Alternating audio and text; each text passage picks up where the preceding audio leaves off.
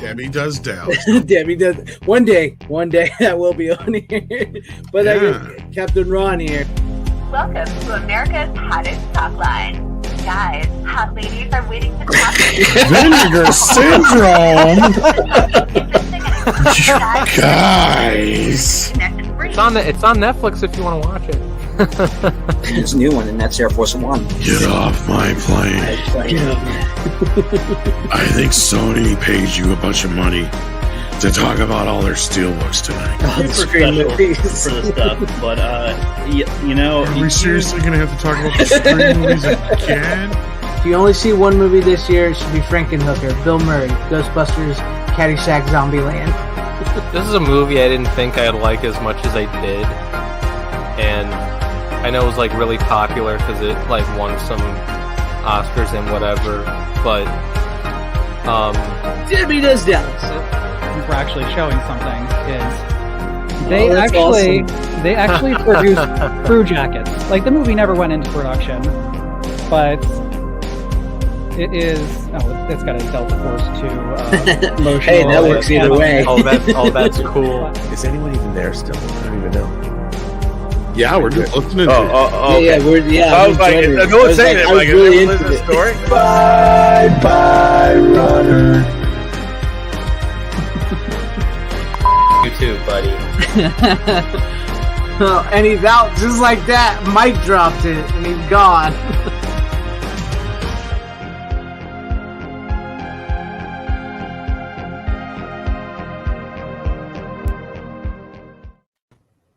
Hello, fellow followers, and welcome back to the Physical Media Show here on FanZcene Vids.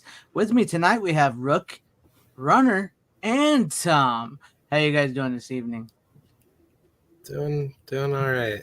Doing awesome. We need more energy than that, Runner.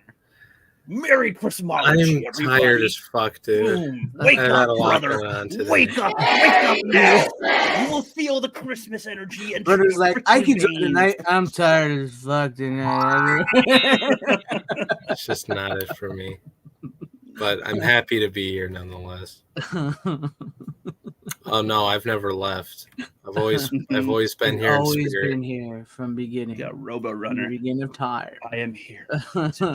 I'm getting too old for this shit.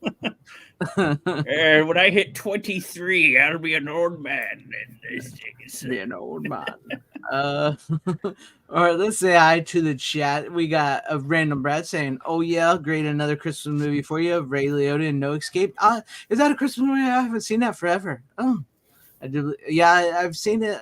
Thanks, random Brad. I think that just came out on a Blu-ray or 4K something recently as well. So, thanks for that. My brother, of course, says Gregory is a douche nozzle with a clogged tip. You're not supposed to tell people that, Jeremy.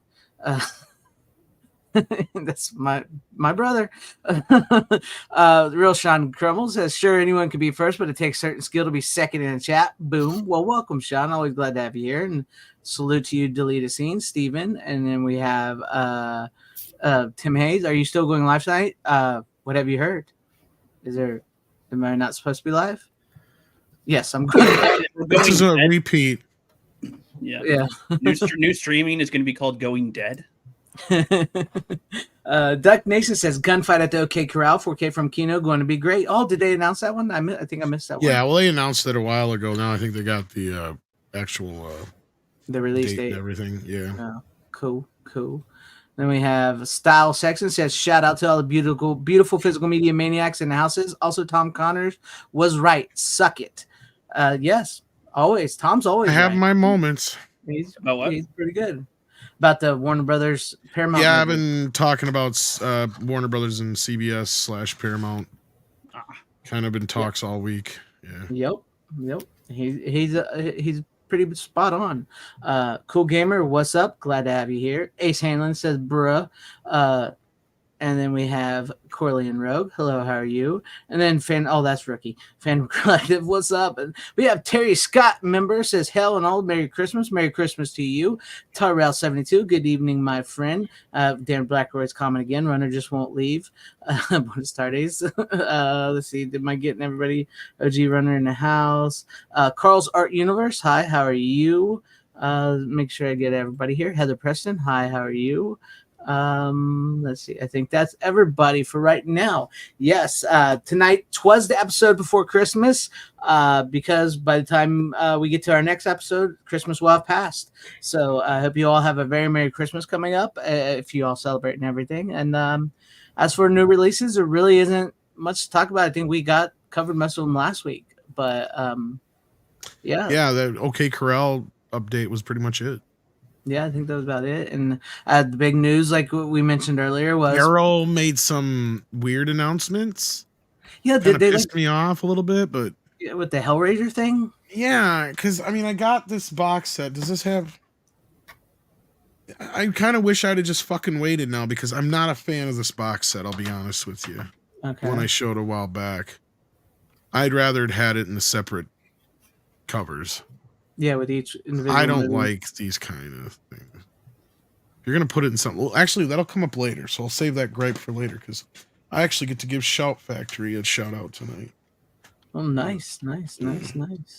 Oh, that is cool. But yeah, that's about it for the physical media. Like other than that, like Paramount and Warner, like we mentioned earlier, in talks to possibly merge.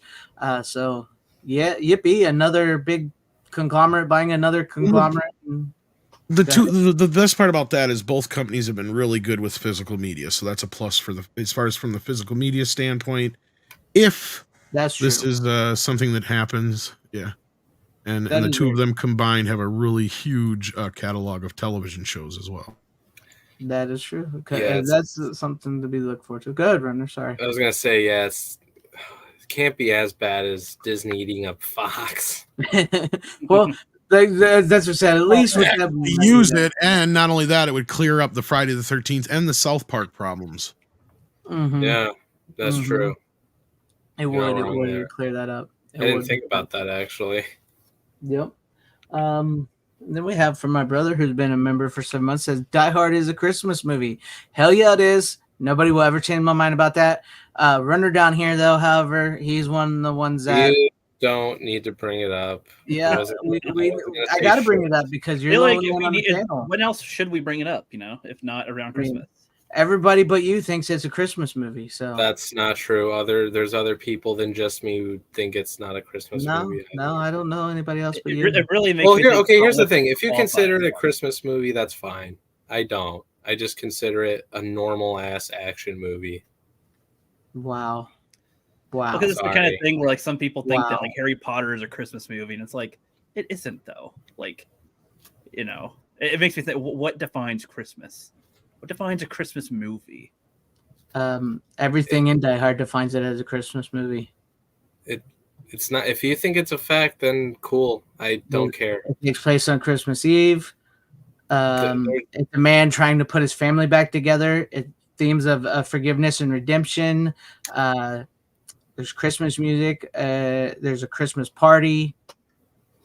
If fucking Die Hard's a Christmas movie, then the first Spider-Man movie with Sam Raimi is a Thanksgiving movie because it has one Thanksgiving dinner scene. See, now that's a bit of a straw man argument here.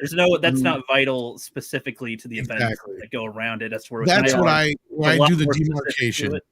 Is like if you take Christmas out of the film and it doesn't affect the movie, to me, then it technically isn't a Christmas movie. Now, that could fall into the category of things like Lethal Weapon, but there's some people who consider that a Christmas movie. That's fine. See, now I consider that less of a Christmas movie myself personally because of that criteria than something like Die Hard. And I've gotten Die Hard. He's flying over there. He's flying over there not just because it's his ex-wife's or wife's party. It's because it's for Christmas. He's there to be together. Not just that. It's integral to the plot because some people are like, it could have been any party. It's like, no, it's a Christmas party. That way you have all the major management in one place at one time. The rest of the building is empty. And John McClane flying out all the way across the country. He didn't come out until now. He didn't come out for any birthday parties. He didn't come out for 4th of July. He decided to wait until Christmas. Right. And then not only that, my big trump card is always, then why the fuck did they set the sequel at Christmas too? Yeah, exactly. Because they knew. But having the same guy on the same day twice. Have you seen the clips from that? Like the dubbing. Not only that, they've embraced it as a Christmas movie. You got like the slip covers and all that kind of stuff. Again, I get where Runner's coming from. Yeah, I get it. I mean, there's a fine line there where you go, okay, taking Christmas out of this movie doesn't affect it, fine. But even Batman Returns falls into that category where Christmas does play a large part of the plot. You see, like Batman Returns and Gremlins to me are more Christmas movies than Die Hard. That's just a personal. And that's where I don't understand, because Christmas is such a major part of Die Hard, right? Like that's the thing. I just don't see it that way personally. But if you do, that's fine. But I'll need to rewatch it because it's been a while since I've seen it. Even more so than the sequel, because the sequel almost feels like, because that's the thing about the sequel to me, is like it almost feels like it's an afterthought. And I'm also sitting there going, why would you transport one of the worst criminals you have on one of the most highly traveled days? Where everything's lax and security. Die Hard 2? No, I didn't. Like no, there's some movies where I've only ever just seen the first one. Where Die Hard with a Vengeance though is almost as good as the first one though. That's the thing. Yeah. Die Hard 2 tries to put him into the situation where he doesn't belong. Honestly, kind of, yes, and that's it has its moments. I like the cast. There's just some bits about Die Hard 2 that suffer from sequelitis. But then when they get to Die Hard with a Vengeance, it's like, okay, now here's the logical. I still need to see Die Hard. I get you. Don't see anything past that. Just see 1 and 3. That's all you really need to see. I don't mind Live Free or Die Hard. I know they get some shit, but I don't mind it. It's got some good action moments, I think. And what's his face ain't too bad. I don't mind. Yeah, Timothy Olyphant. I like Timothy Olyphant. Timothy Olyphant's great, but I'm talking about the other kid in it. Oh yeah, Justin Long. He's not too bad. Justin Long, he's all right. Yeah. But anyway, let's get to some movies. Yeah. Let's get some movies because we don't have Tom Long tonight. So start then. Yeah. So do you want to go first, Tom? Since we don't have you for very long tonight, or do you want? Sure. I will go first. Before I didn't even watch this, but I just got to show this off because I got this in the mail the other day, and I'm just like, what the fuck? Because I ordered it a while ago and it finally showed up. It's heavy. Whoa, is that the Dune sci-fi thing? And the motherfucker's in 790 pieces. When am I going to have time to put that shit together? Christ. Oh man. So I got to do an opening unboxing of that. But also I got from the UK. I got the Color Purple Steelbook. Oh, nice. Oh. Yeah. Well, the UK gets the better steelbooks and stuff than we do here in America. Bullshit. And on the inside, you got the younger versions of the two characters. Now, I don't know if anybody on the panel's seen this besides me, and it had been probably 20 years since I've seen this film. And two things really stuck out to me about the film. First of all, just how good it is. I mean, it's a good movie. Very well acted, great cast. Steven Spielberg does a great job with it. But secondly, just how progressive it was for the time. And it's like, why are we having these issues now with movies? And then we get the musical remake of it this year. And I'm just not even looking. That's what's cracking me up about those remakes now is like, even like with the remake of The Color Purple and Mean Girls. No, this isn't a remake of the movie. It's a remake of the musical. Well, the musical's based on the fucking movie. I complained that they didn't do that with Footloose. But it's a really good film. Like I said, I don't know who's seen it. I haven't seen it yet. It's not kind of the movie that you would watch just because you want to watch a fun movie or anything like that. Right. I did cry twice during this movie because it wasn't over yet. No, I'm just kidding. 6. No, it's not that brutal or anything like that. It's a very good film though. I mean, it just overall, the story of this young black woman living in the South in the early 1900s, basically forced into this marriage with Donald Glover's character and of course played by Whoopi Goldberg. And then you got this great supporting cast, obviously all black cast, but still very great supporting cast. And just it's just a story of her life from the time she was a teenager up through, quite a ways into her life, and just her trials and tribulations and the loss of her sister that, and stuff like that. Not like death, but like, but you'll see, if you see the film, you understand what happens here. It's a really kind of messed up story, but at the end of the day, it's one that kind of has a message of hope and family and importance of, what's the most important things in life and, things of that sort. So no, it's a great film. If you haven't seen it, check it out. It's a good film to watch with the wife or the girlfriend, it's got A lot of good chick flick elements to it. You might get some points if you sit down and watch it with her. And the transfer is decent. I wouldn't say it's like amazing. It's a 1985 film, but it looks pretty good for the most part. The one I'm going to talk about next has a much better transfer, but yeah, no, I can recommend it. I think it comes out next year here in the US, if I'm not mistaken. The 4K. Yeah, I thought it was already out. Is it already out? I haven't seen it anywhere, but I've seen it. Might be. I've seen it at my Best Buy. Fuck your Best Buy. Best Buy. Fuck Best Buy in general now. Yeah, I think it's got a. I haven't seen it anywhere, but I pre-ordered this a while back and through the UK. I've seen it. Probably going to be moving on to Walmart since they might still keep their shit together. They got a bunch of steelbooks now. Walmart does. Yeah, right. Yeah, but I've seen The Color Purple. I think, years. It might have been 20 years ago myself, Tom. I have not seen it in forever. To be honest, it's not something I would have naturally turned on, so it's probably just on cable or something. But I know it was Steven Spielberg, and I know it was Whoopi Goldberg was actually really pretty good in it and stuff. So yeah, so it's nice to hear. Not a very diverse or inclusive movie. No. Not a very. And I don't have a problem with that, Tyrell. I mean, look. I want to see movies like The Wiz or Color Purple. I'll watch a movie like The Wiz or Color Purple. You know what I mean? Like, I got no problems with that. Yeah, I'll watch The Last Dragon or Friday. Yeah, exactly. Last Dragon. I just got Friday's great. Yeah, Friday's a great film. But look, that's what I say about this shit. Is like, if you're gonna do this shit, do it right. Right? If you're gonna make it a black version of something, make it a fucking black version of something. If you're gonna make it a gay version of something, make it a gay version of something. But The Color Purple is a great example of a story that you cannot tell from almost any other perspective than from the black perspective in the South of the early 1900s. And that's just all there is to it, right? Like, this is just one of those movies where, and that just goes to the point where sometimes you cannot diversify things in a way that you want to, like Hollywood wants to right now. Mm-hmm. And they made a remake of this, and look, it might be fine. At least they made a remake or made a version of the musical. I'll give them that much, because guess what? I can ignore producers. I can ignore Hairspray. Yeah. I can ignore these remakes of movies that are basically the play musical done as a movie. That's fine. Stuff like Footloose and all those where they have those, and it's like, why didn't you just do that instead? That's what bothers me. Right. But in this respect, I'm not going to shit on the new one. It's fine. It's probably the only thing is I'm wondering who's playing Whoopi Goldberg's role. Because here's the thing, for those who don't know, she's treated like shit throughout the whole movie by everybody almost.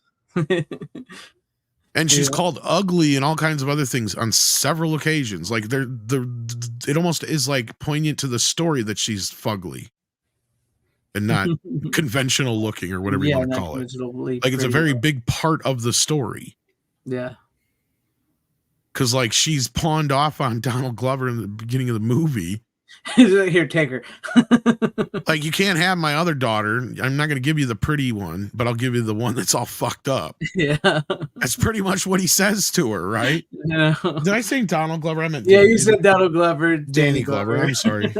I always do that now because of the fucking actor. I guess Fantasia Barrina is playing the Whoopi Goldberg part in the new one. Okay, I'll have to see what she looks like. Okay. And I think they also made the one character fat, which makes no sense to me, but whatever. She don't look. What the fuck? Okay. I mean, she's not even remotely ugly. I mean, she's maybe a little bit more conventional looking, but I wouldn't even have called Whoopi Goldberg ugly, but they really uglified her up in that movie too. A lot of makeup. But Whoopi Goldberg's not. Well, no, and she's not a conventional looking person in general. Yeah. Yep, that's true. Brian Barth says Spielberg got flaked for making The Color Purple. Was that justified? No. Now I think they should go after the guy director, even though he's black, because this is where I would say, no. If you're going to do this right, give it to a female black director. Like Nia DaCosta should have directed this instead of fucking Marvel's, probably. Yeah, probably where she would have fit in, huh? Well, that's where the voice, I think, would have been strongest, because that's what this is about, right? It's about women claiming their voice, X amount of years post-slavery, and all that kind of stuff in a world like even in a world where it's a great film. It's one of those films that really captures, and to me, it's like people who claim that there's so much racism and shit now. It's like, no, watch this fucking movie and tell me if there's racism now.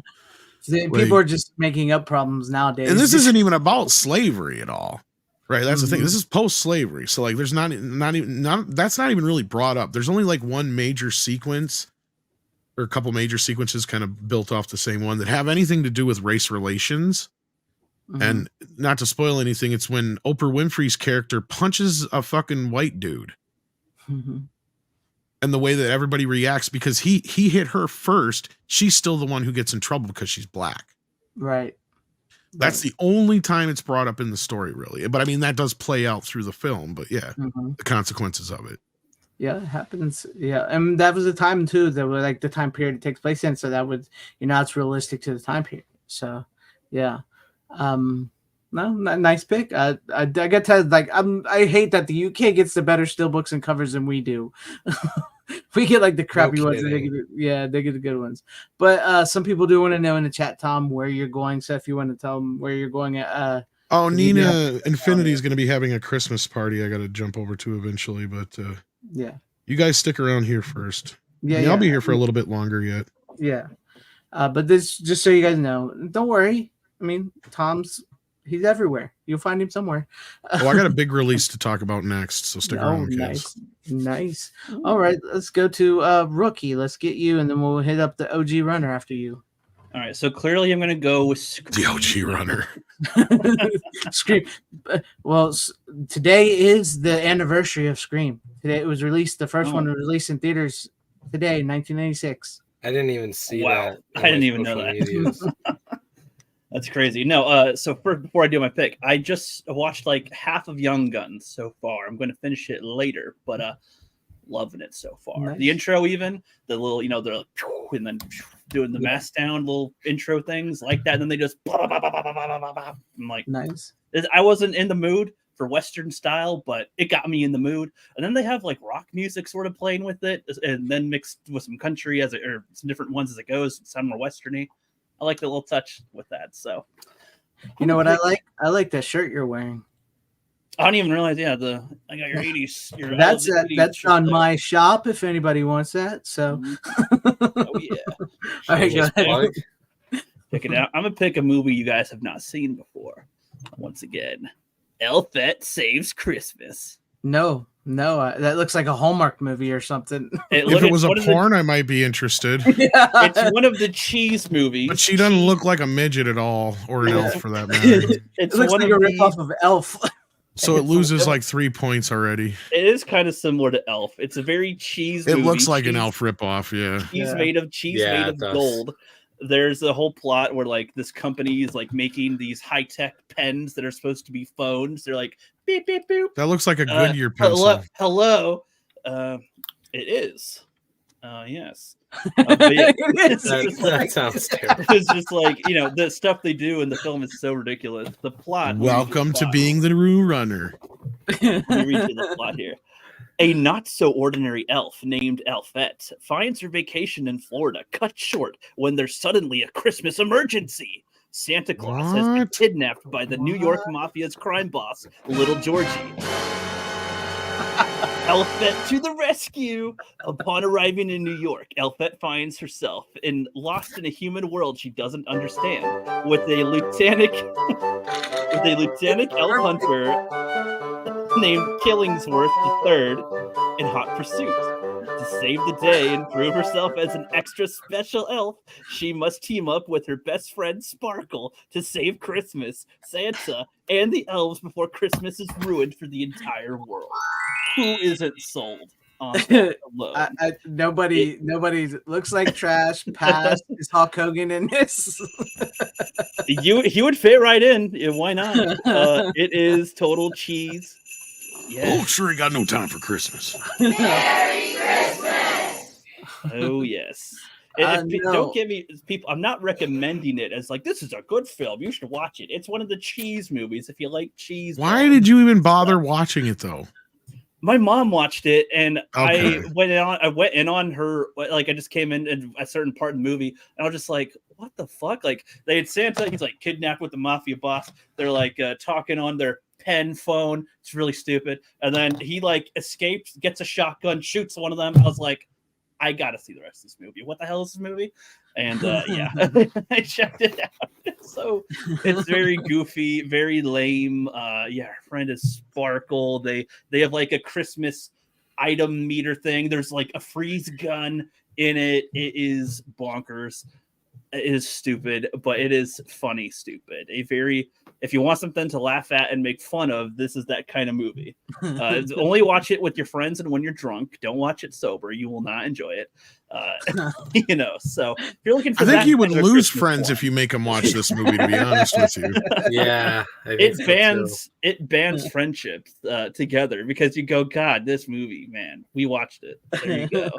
I mean, yes. I get you where you come from. It was something you watched with your mom and thought, I get it. I like deleted season. Says I dated Elfette when we were in high school. Wait, really? I don't know. That's what serious, Clark? You serious, Clark?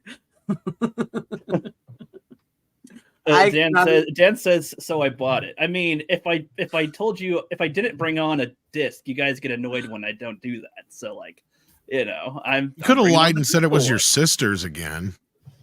Yeah, but I got to be honest when I do that stuff. So yeah, I'm being so goddamn honest. Might get laid once in a while.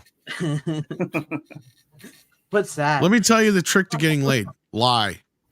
Yeah, of course. Well, you can't just be honest all the time and keep lying.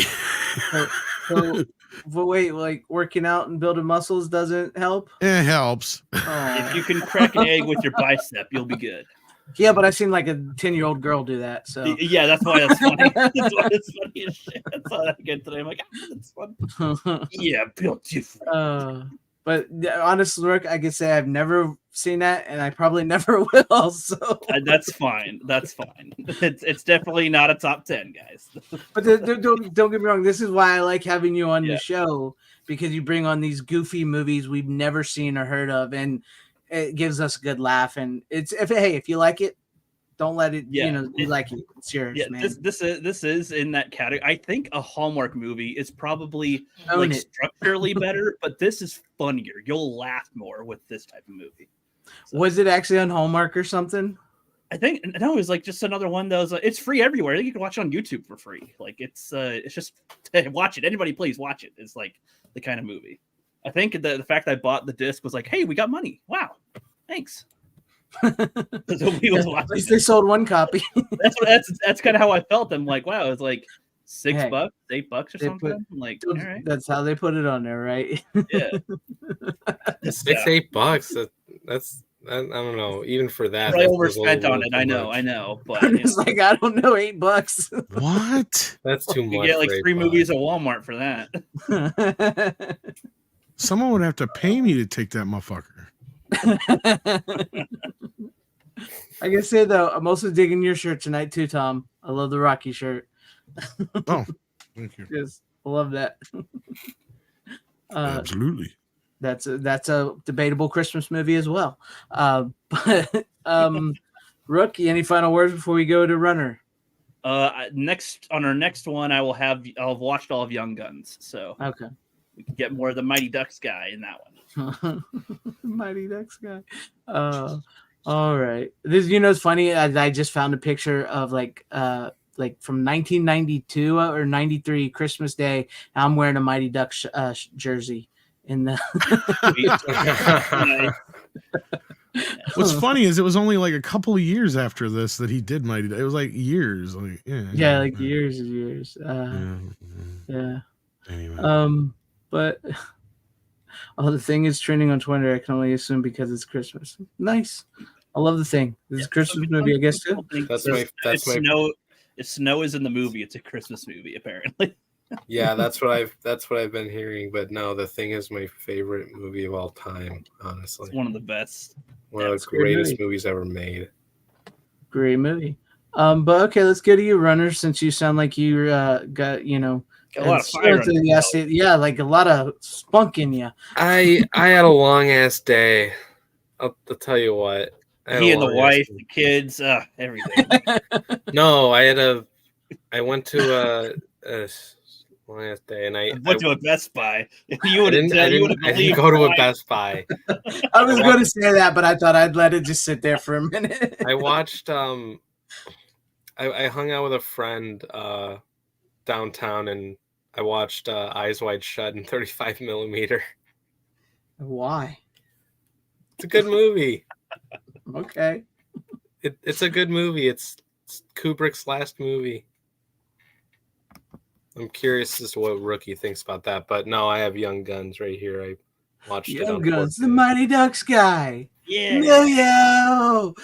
The Mighty Ducks guy right there. Yeah, who would have thought he'd become a cowboy? 3 weeks in a row, we're going to talk about Young Guns. So much tiger blood. And here's the steel book on when you release the cover, and here's the back. I showed it last week, Ron. Sweet. Oh yeah, that's right, you did. I forgot about that. But like Tom showed you, gives you some cool cards right here. Which I didn't even know when I got it. But they didn't have the normal slipcover. They only had the steel books there. Good. The normal one sucks. Yeah, because right. I agree. Looks better cover. Steelbook's way better cover. Steelbook's not much better, but it's better. Yeah. I don't understand. Well, it's not like, okay. I don't to hate be fair, Young Guns never had the most amazing fucking poster. Yeah, it wasn't like the best. No, it didn't. It was literally just a fucking promo shot of all the guys standing next together. It's just like nothing that special. Sums up the movie, though, right? It's about these bros hanging out. So that's yeah, I mean, and neither did Young Guns 2 for that matter. I mean, Young Guns 2 actually looks like somebody put together on fucking Mario Paint or some shit. I know there's like one up here, one in the middle, one at the bottom with the with all that weird fucking Indian background shit that screams the 90s. Yeah. Wow. That's funny. Was this your first watch run, or have you seen it before? I've seen it before, actually. Okay. This is the second time I've seen it. Oh. I watched it over the summer, and I enjoyed it. Overall, I think it's a really fun movie. Yeah, it's good. It's got a great cast in it too. And let's see, other than the Mighty Ducks guy, you got the Major League guy, you got the La Bamba guy, you got the Lost Boys guy. See, it's funnier if you come up with roles they did like 10 years down the road. That's why it was so funny to us. You got the Jack Bauer guy. You got the guy from Longmire. You got the guy from 2.5 Men. We got the food fight guy. That'd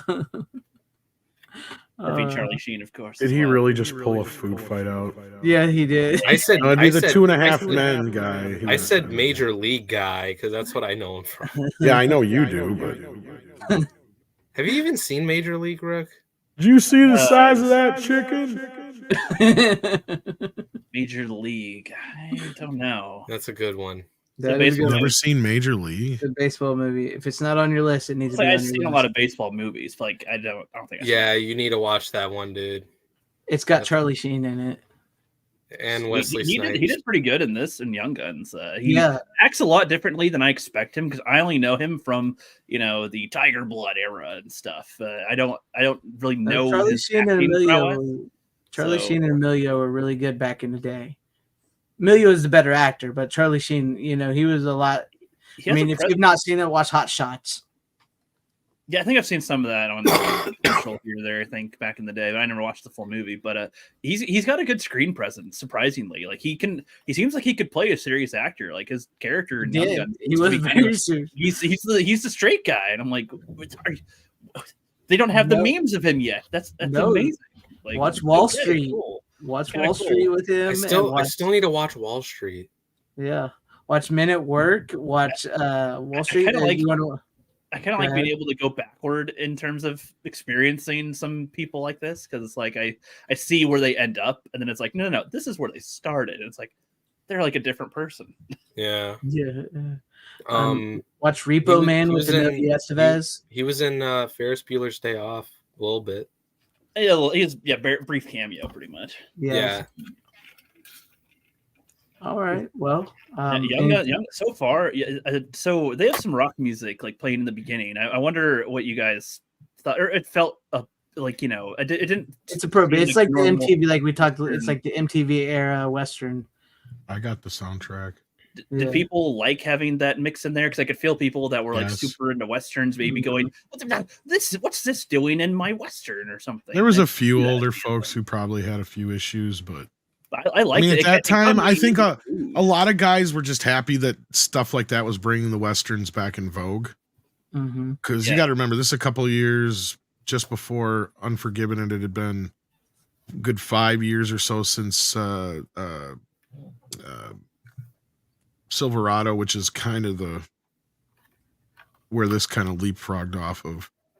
And up until that point, like in the 70s, you had a few Westerns, but they had kind of died out. Like Clint Eastwood was the only one still making Westerns at the beginning of the 70s, and he made a couple more, but I think he made one in the 80s, and that was it. Right? Like, so at that point, they had really kind of gone off the radar, and they're all relegated for television. It did. It did kind of for a while. You had a lot of rip-offs. You eventually got like Tombstone and a few other of that era. Honestly, as I was getting ready to watch it, like I want to be in a certain mood for Westerns. I don't know what type of mood. I wasn't in the mood to start, but the opening credits got me into the mood, and then the music following as Billy's getting chased. I was like, by the time we got to the ranch, or what's the place that they stay at where the guy is taking them all in? His home, the Brits guy's house, whatever. By the time you got there, I'm like, I'm ready to go. I'm involved now. And then they show cool little things here and there along the way, and then they get to the like more important character stuff as it goes. So far, I'm at where they just where Charlie Sheen just got killed, pretty much. I'm like around that, a little bit past that. Oh, you stopped at around there?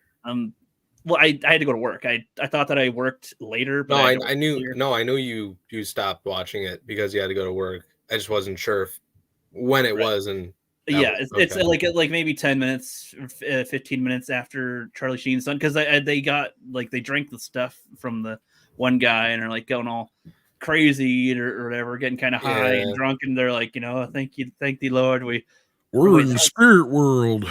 That was before Charlie Sheen dies, right? And I'll say this about Westerns, like I kind of feel the same as Rook when it comes to like being in the right mood, but like I watched some like over the summer this year because I like bought a decent amount from like some of the sales that Kino had, and I don't know. I mean, I love like the one, like a lot of the ones that I watched anyway, like I just couldn't get into all that much.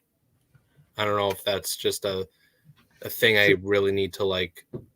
I don't know. Reach into more. I don't know. With me, they were like always on. My dad was like always watching a Western. He was always watching like a John Wayne Western or a Western TV show or something. So like, I have no problems with Westerns. No, but I watched one John Wayne Western over the summer and I couldn't get into it. I've seen a bunch of John Wayne. Some of my favorite Westerns are with John Wayne because of my dad. I like Liberty Valance. I'm looking forward to The Shootist, which is coming out on Kino, I believe. That's John Wayne's final movie. McClintock. I can't remember some of the name. I'm losing the names of them right now, but I love a bunch of John Wayne Westerns. So, but I get it. I mean, they are an acquired taste.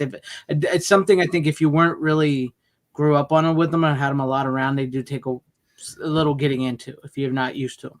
I mean, yeah, that's my whole thing with Westerns is I feel like it's going to take time for me to really get into a lot of them. I feel like it depends because I think the way that they take their time, I feel like it's the way that they take their time where if I'm not like awake enough or in the right mood, it could be kind of lulling maybe. Yeah. And so like, but they're really like, I kind of see them as maybe like post-apocalyptic ish in terms of like, it's like, that's sort of the time of the Western, right? It's like after the revolution and it's a new world sort of people are figuring out where they are in the world, and coming across different paths and stuff. It's a lot of wasteland areas essentially, or it's not too populated. It's kind of like similar to post-apocalyptic, I would sort of. It's the beginning of the world. Yeah, that's kind of good because it's the beginning of America. They settled the West and everything. Yeah, when they explored the country from the east to the west. Kevin Costner, Runner's dad likes this movie, but I do not like Kevin Costner's Wyatt Earp. I think it's boring, really long, and for those that don't know, my dad hates Tombstone. I know, which I cannot believe that. I cannot believe that either. That was complete bullshit when he told me. Yeah, but like Tombstone, like that might be my favorite Western as of now. Like that is just such a good fucking movie. Yeah. And I have art. I was gonna sorry. No, go ahead. I was gonna say I always have arguments with my dad over Tombstone because his problem is like he's like, oh, I know the story, a lot of it's bullshit and all that, and I've told my dad, I'm like how many biopics have you seen? Because like I guarantee you, like even ones that you like or you say you like are probably have a lot more bullshit in them compared to Tombstone. like I've always said that, and my dad's like, oh, I don't care. And he's like, he likes the Kevin Costner one because he's like, oh, that one's more accurate. But I'm like, okay, but does it make it a better movie? That's my question. And he's like, oh, I don't care. I just want them accurate. It's like, whatever. But watch a fucking documentary, Dad. Right? Exactly. Because my dad complains about fucking Doc Holliday saying, I'll be your Huckleberry. And my dad's like, Doc Holliday never says that. Actually, what? I believe you actually really did say that in real life. That's not what my dad says, but I don't give a shit. It's fucking cool. I was going to say he was kind of a bit of a show off and stuff like that. Yeah, as far as I know, that's who he was. And he would talk his way into trouble all the time. Yeah. Yeah, no, that was just a line that my dad picked up on and was like, no, he never said. And supposedly that's why, even though he's always been a bit of a outlaw, that's one of the reasons why him and Wyatt were best friends, is because he always made Wyatt laugh. Yeah, that was like the big thing between them. Because he was somebody who could talk some shit, but he could back it up. Yeah. Yeah. But this question here, I don't think it's fair to compare who is better, John Wayne or Clint Eastwood. They're two different eras, different spectrums of westerns. Yeah, two different eras. Like even John Wayne didn't like what Clint Eastwood did. I don't think you compare the two. I just think for their decades, John Wayne was awesome in the Western decade that he was in, and Clint Eastwood was awesome in the decade of Westerns he was in. Two separate types of Westerns. I mean, personally, I prefer Clint Eastwood, but not I don't hate John Wayne, but I haven't seen too much of his stuff to really say. No, I get you. I mean, it's okay to have your favorites and pick your favorites, but I don't think you can actually compare. It's hard to compare that to. Personally, but all right, we talked to Young Guns. I guess we'll move on to me. And spoiler alert to everybody: mine's all Christmas movies tonight, so enjoy. What a fool! What a fool I am! But first one I have up for you guys is the Muppets. I always forget the camera's on this side. The Muppet Christmas Carol, which I watched and it's hilarious. It's still good, still fun. It's I love the Christmas Carol story, and this is one of the better ones. Michael Caine plays Scrooge, and then the Muppets play all the beloved characters from the Christmas Carol. And I think this one's a fun one. If you have not seen this one, this one still plays. And I like what I read once that somebody made a thing is like the reason Michael Caine and Tim, what's his name? He's in the pirate one. He's Pennywise. Why can I? Tim Curry. Tim Curry. Yeah. They said the reason why Michael Caine and Tim Curry work so well in their Muppet movies they're in is because Michael Caine takes it serious and treats the Muppets like they are real people actors, and then Tim Curry sees himself as a Muppet. So that's why they work in their respective Muppet movies. That's funny. Yeah. But this one is great. So if you've never seen this one's great. And I love this old school Blu-ray. because like when you pause it, it like cuts to intermission and like the Muppets start dancing and singing like intermission when you hit pause and stuff. It's got nice little funny Easter eggs in it. So yeah, it's classic story of Scrooge, and then Kermit plays what's his name, Bob Cratchit. And then I love the fact that they did the ghost. They didn't like use actual Muppets as the ghost. They created new Muppets like to go along with the way the ghosts are described in the books. So I really love that. And like the first ghost, like the puppetry on that, but like to make it look like it's a ghost floating in the air is brilliant. So I dig it. So yeah, if you've never seen this one, there you go. Yeah, the Muppet Christmas Carol, Christmas classic that Disney's sitting on a 4K master of for years now. Of course, Disney. What year did that come out again?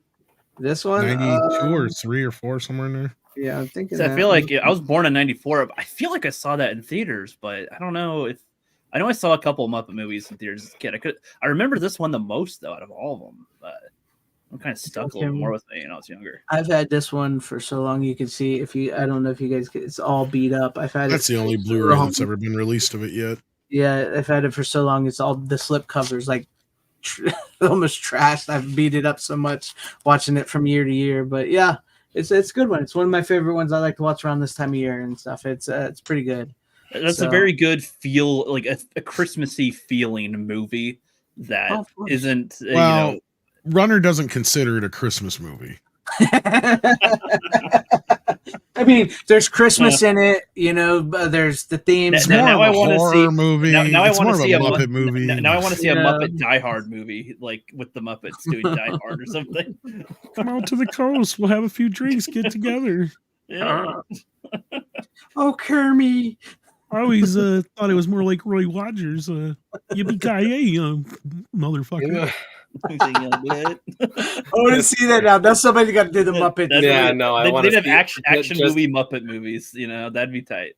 That would be hilarious. That'd be great. Oh, no bullets. If not the whole movies, at least like half an hour of like skit segments. What do you think I am, Han? Stupid. And you gotta have my wife, the Swedish chef as Hans Gruber. That would be perfect. Hurt the girl, get into the safe and get all the stuff. It would be Carl Winslow. See, that's what I think about. Like, Fozzie would be Carl Winslow. That would be. That's what I was thinking. Fozzie, but also I could see Fozzie as like the quarterback is toast. The guy that opens the safe. But no, you see that you'd have to change where he pulled the gun on a kid to he pulled the rubber chicken. The wrong moment in the joke or something. I could never face that audience again. Make it more Christmas related. Make it a Christmas and make it a reindeer or something. That would be. Of course, the Eagles got to play the FBI guy. Oh, of course.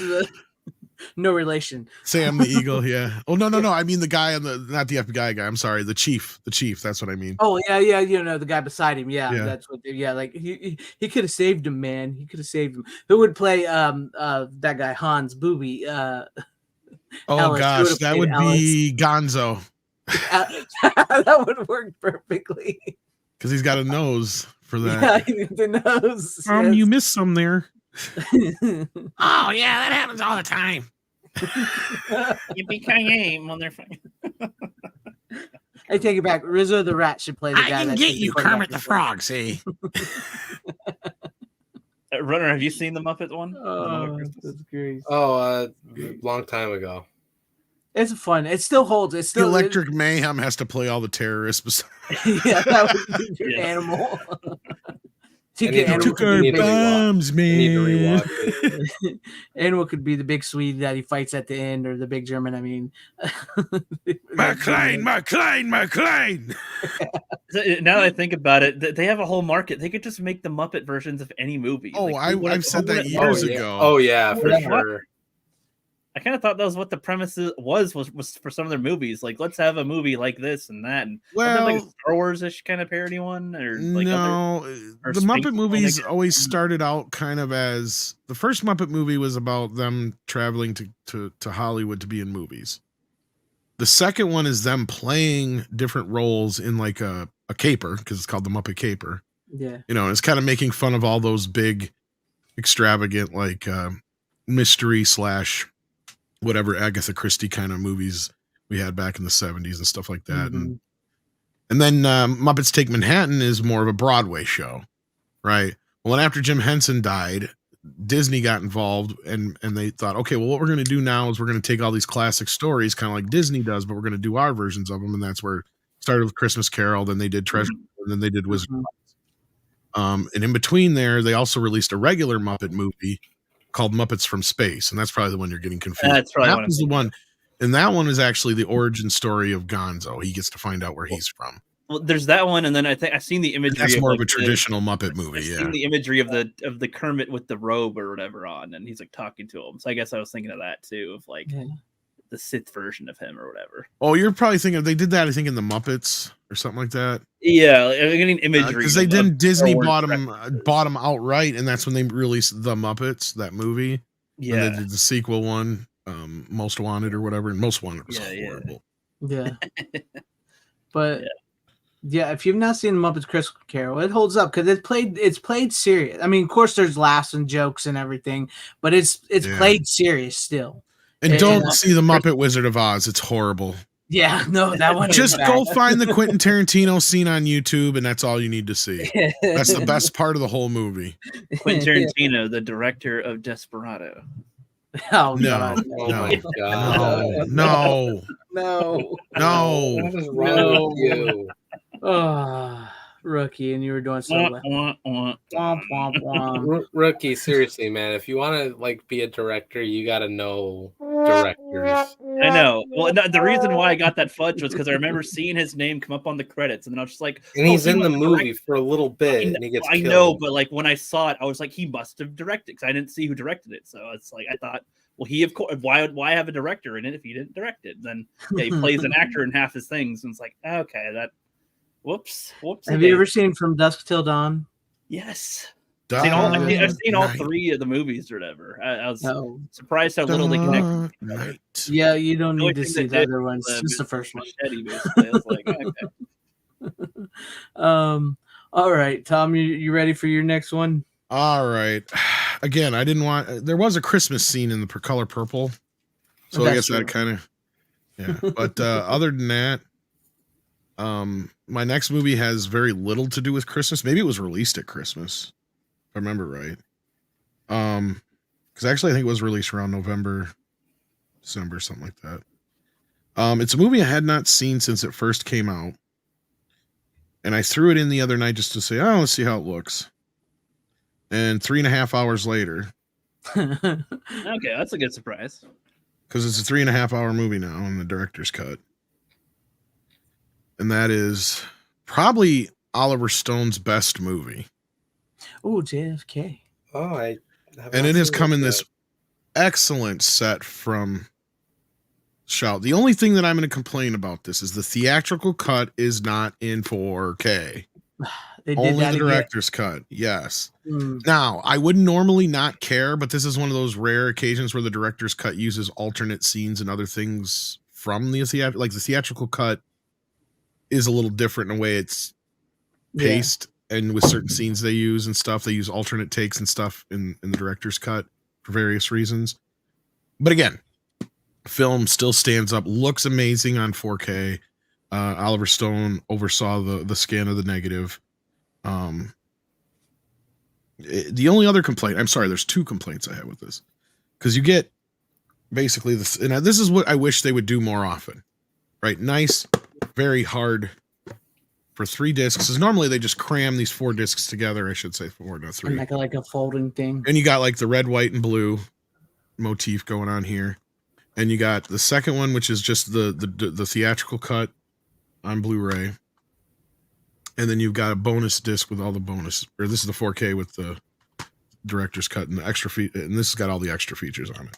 So they actually separated all the extra features off so that the 4K version can, have the maximum breathing room to look good. Mm-hmm. And it does. It looks very good. Pretty good scan.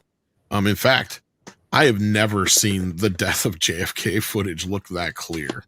Like, it's clear. Like, you can see his head fucking go. The actual back into the left. Into the left. Into the left. Time me. I remember that scene with Costner and the gun. Time me. No, it's a great flick. Still holds up. Again, I mean, maybe The Doors is a little bit better for enjoyment, but as far as like cinematic films, I'd have to say it's probably his best film. Mm-hmm. Yeah, Platoon's Shout really did good too. What's that? I was gonna say, yeah, Platoon's really good, but I mean, like, this is Oliver Stone at his peak, right? Like, this is just after like Wall Street and The Doors. So this is him at his. Didn't JFK come out the same year as The Doors? It might have, because it's 91. Yeah, so like he was this is at him at his top. Because the thing is, this movie changed shit, right? You know, like you talk about some people who think that they're changing the world as movie stars and filmmakers. No, you're not. But this movie actually reopened a lot of shit, and in fact, that's when the director's cut tags on, because it says at the end, that the files are all still sealed until 2029 or whatever. Well, this movie pushed that forward, and in fact, just it wasn't last month, it was like 2 or 3 months ago, that Biden pushed again that they were supposed to have all this shit out, and there's still a bunch of papers that aren't public yet. Yeah. So this is still ongoing. Yeah. And what's weird is how much stuff that Oliver got right that they were kind of guessing on in here too, in some things that they've come out to find out. So yeah, no, it's a really excellent film. Of course, they amalgamize some things, and it's not. I mean, but for the most part, all the shit that happened in the movie happened. But it just But yeah, check it out if you haven't. Yeah, I've seen it. Go ahead. I remember seeing it. And I remember enjoying it. I know my dad loves it. My dad loves the JFK thing. He's watched a million things about it. I think like most of our dads probably have it because he was alive during it, and so my dad likes this movie too. Yeah, it's like it's something because you are curious. Was it a second shooter? Was it the grassy knoll? Was maybe the guy his bodyguard accidentally shot him in the back of the head, thinking that he was going, trying to save him or something? There's a bunch of different scenarios and stuff. And you're right. This is one of Costner's better movies and one of the Stone's better movies. Did you know? And I think. Go ahead. I was going to say, and I think he got it mostly right here for the most part. Yeah. Even with the newer stuff that we're coming to find out, it really feels like it was a joint thing between the CIA and all that kind of stuff, and it had a lot to do with Vietnam and him trying to pull out of Vietnam and ending the Cold War. Because I mean, it's again, it all depends on what you want to believe, but it's really difficult to believe that. Not only was there a lone gunman, but that it was even what's his face who did it. Lee Harvey Oswald. Yeah. Yeah. I mean, there's probably more of a chance that it was Jack Ruby who did it too. So in that there's tons of theories you go through, and each string will lead you somewhere different. But did you know it's and a lot of the LBJ calls have gotten leaked too. So yeah, you can hear those now. Anyway, you were saying? No, I was gonna say I think Marlon Brando was always the original choice for something and everywhere in Hollywood. It's like Brandon Bart says, "Did you know Marlon Brando was the original choice for X, Donald Sutherland's role?" I'm not surprised, but the guy that they actually have interviews with the real guy on here, who Donald Sutherland is based on. I think Donald Sutherland was a good pick. Yeah, I think that like everybody's like, "Can we get Marlon Brando?" No, Marlon Brando, no. No, Brando would have been way off. Yeah, he would have been off. Yeah, but that's cool. He was probably way too big at that point too, like fat-wise. Yeah, couldn't get out of his apartment. No way you believe he's in the military. Yeah.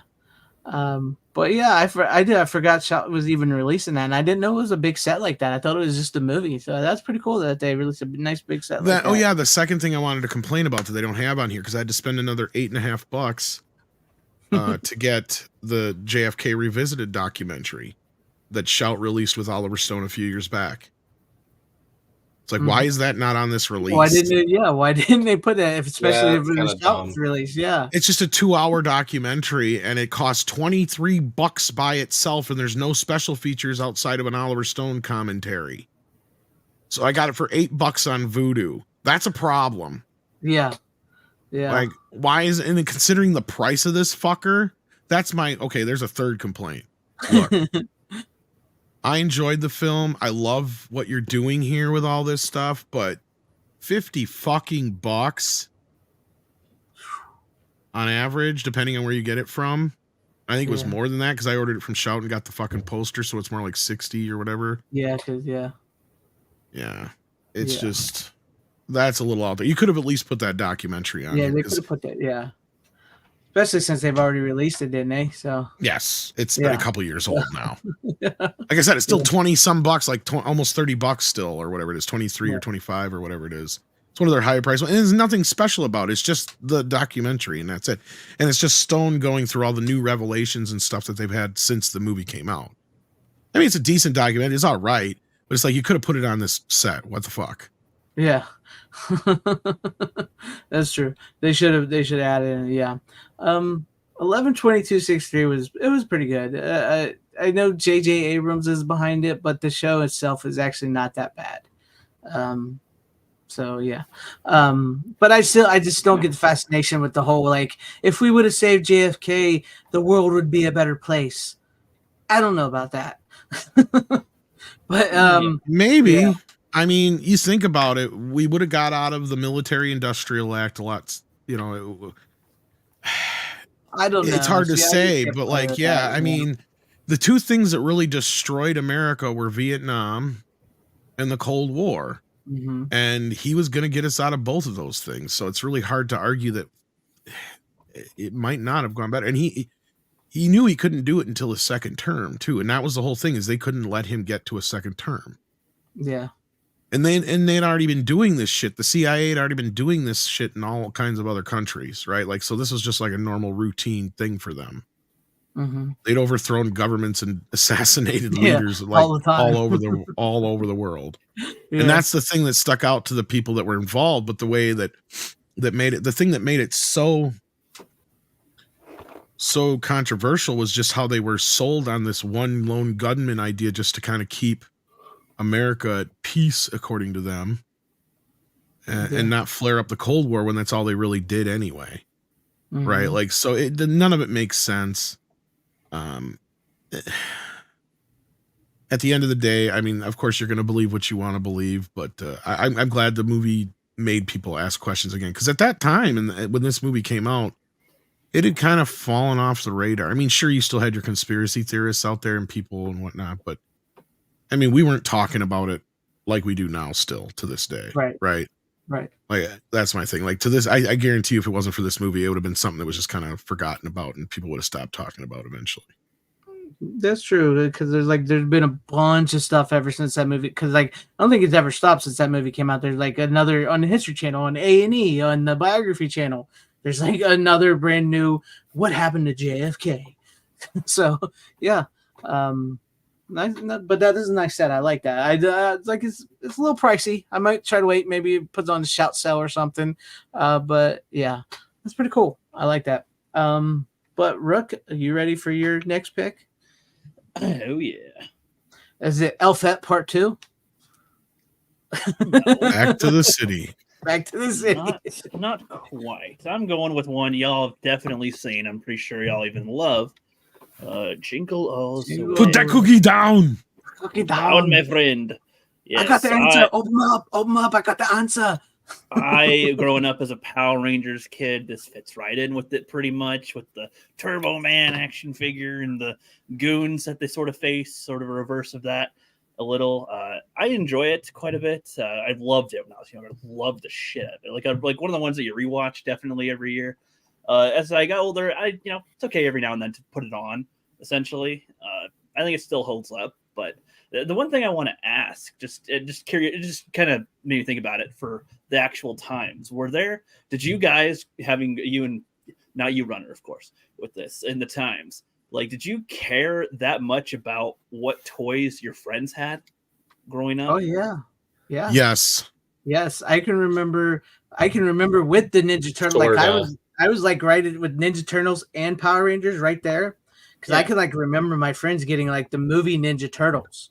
And maybe like, son of a bitch, I want those.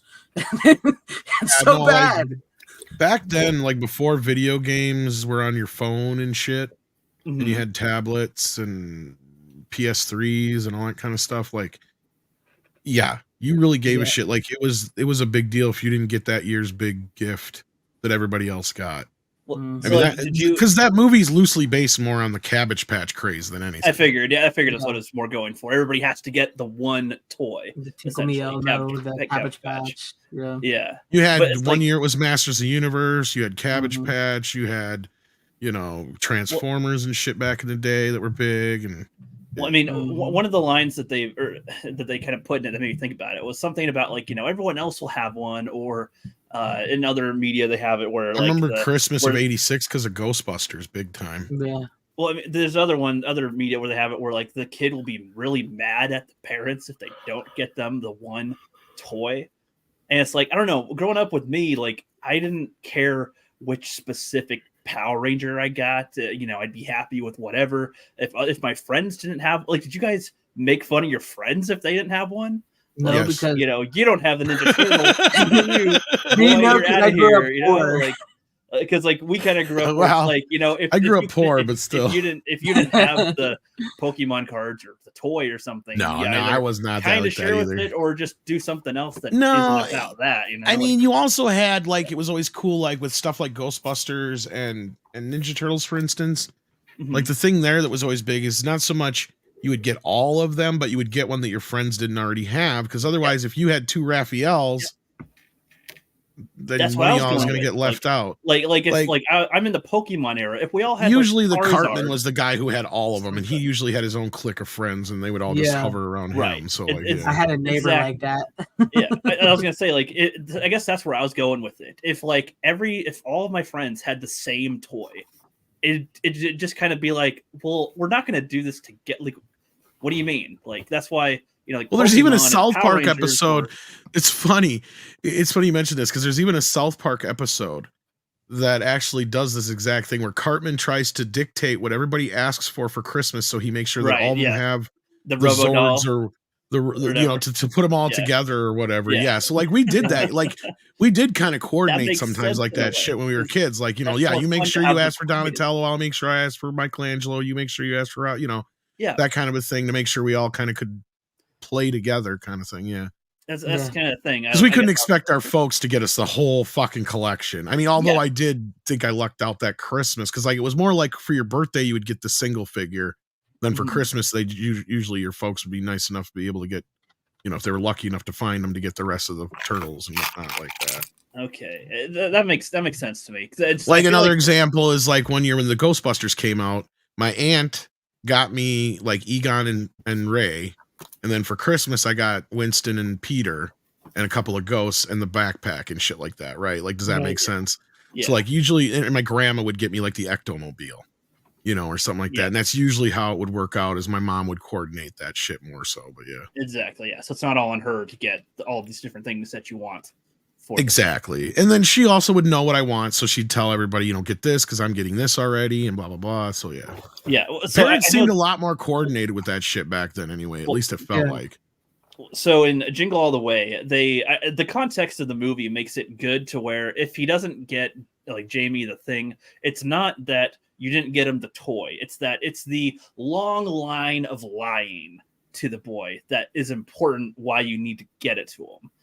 That's something good, I think, that this really does. Because if it was just the kid is having a normal day and, oh, my normal dad, you didn't get me the toy I want, I'd be man, I can't see actual kids from that Anakin Skywalker, man. That. These days, I can see kids reacting that way because how ridiculous the kids are raised half the time.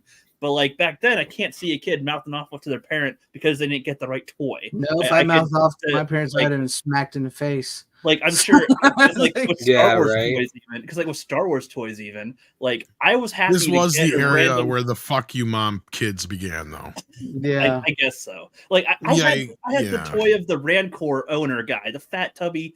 Oh, sweet, I wouldn't be you didn't get me the Darth Vader or Darth Maul or Jedi. I was okay with a lot of the stuff that I got, So even if it was some random thing from something I didn't have, I'd make it work with the rest of the toys, that was. I feel some of that was the way that the 80s kind of made things too. It's almost like your parent felt like they had to, even though 9 times out of 10, like you said, kid wouldn't even give a shit so much as they were just happy to get at least one of them sometimes. Well, but they that do kind show of thing that, rubbed like, off on the commercial is the advertising kids in the 90s, I think. Yeah, because you really did have this real mentality of just like Cartmans everywhere from the 90s on. It feels like a world full of Cartmans. That's great. But now, so I like the movie for how they do it, and then they have like the cheap knockoff ones with the Santa organization, like a drug cartel thing. These cheap ones for $300, like that's fun. Having it be Arnold, of course, who's like the dad in the situation. The neighbor adult is like a just like, dude, all the girls, all the ladies in the neighborhood want him, but he only wants the one who's married, essentially. Look, yeah, I'll get a videotape for you. Sure, go take a shower. I'll bake the cookies and watch this kid. Shut up, kids. Yeah. Some funny things. The reindeer was probably one of the only parts that was kind of like just a little iffy on, because it looks weird. Like, and I just watched the Santa Claus also, and I like how they look in the Santa Claus, the first one, and how they just have little grunts and stuff. The over cartoony-ish behavior of reindeer kind of annoy me in the real movies. I don't know why. Like, I like it when they try to play them more real and just have some subtler emotions with them. So just small thing with that. That's kind of annoying. Who's the guy? Sinbad? Is that the guy who plays the mailman? Yeah, Sinbad. Yeah. Or whatever. He's like a version of that I would want Chris Tucker to be in things. He has the right level of enthusiasm, I feel. Sinbad, like, it's not too over the top up here. He's at like a 7 in terms of energy instead of like, a 12. But here you go. This is, speaking of, like, you were saying the big toys and stuff. Right, yeah. Here's a picture of me and my brothers on Christmas, like 92 or 93, I believe. As you can see here, I have a Mighty Duck shirt on. I have a Power Rangers thing. And speaking of toys you want, my brother here has a Talk Boy from Home Alone 2. So see, I would have been pissed. My parents got him a Talk Boy and not me one. Well, I asked for the Power Rangers because I was kind of into it. Okay. I was moving out of the Ninja Turtles, going into Power Rangers, but so like I just went for that at the time. Right. But I moved out of Ninja Turtles into pussy. Look, you're older than me a little bit, so a little bit. I can't say I moved into that, but there you go. But this was like you're talking about the toys. I remember the Talk Boy. That was a big item that people wanted after the movie. So the little voice changer thing. Yeah, from Home Alone 2. Yeah. Yeah. That's cool. But yeah, so no, the movie's good. It's just that one question just kind of came to my mind. I'm like, it must be exaggerated. Like that's the thing too. I see a lot of things from the perspective of movies, and I know that a lot of times it's an exaggerated version of events of things and times. So I was just like, I was curious if people would actually like, you all have your toy, and then you're like, who's the loser that don't have the toy, dummy? Like, I don't know. I feel like they'd all know why, and it's obvious, and it's like, it wasn't too big of a deal. Like I was kind of in that generation where that kind of just died out. It was just like whatever. Well, the thing is, they stopped really making toys like that. There was there's no toy like that anymore. Now it's all phones and like there wasn't such a collective thing. Like you kind of only had so many choices back then compared to by the time you guys got in the mix. Yeah, it's funny to me too, though, because when I see the toys like they have in Jingle All the Way, I don't see that as like a toy that you play with friends. Like one, I like that's kind of one where I wouldn't really care about. I'd be like, yeah, it has a voice thing, but whatever. Like, you could have Star Wars toys, Power Ranger toys, whatever ones around, set them up with their little weapons. You did that kind of by yourself. Is kind of how I was with those toys. And then I do like other like Pokemon or Yu-Gi-Oh and other things with friends. When the kids in the neighborhood, man, you come out, you bring out your box of toys. Here comes the kids in the neighborhood, and you guys play.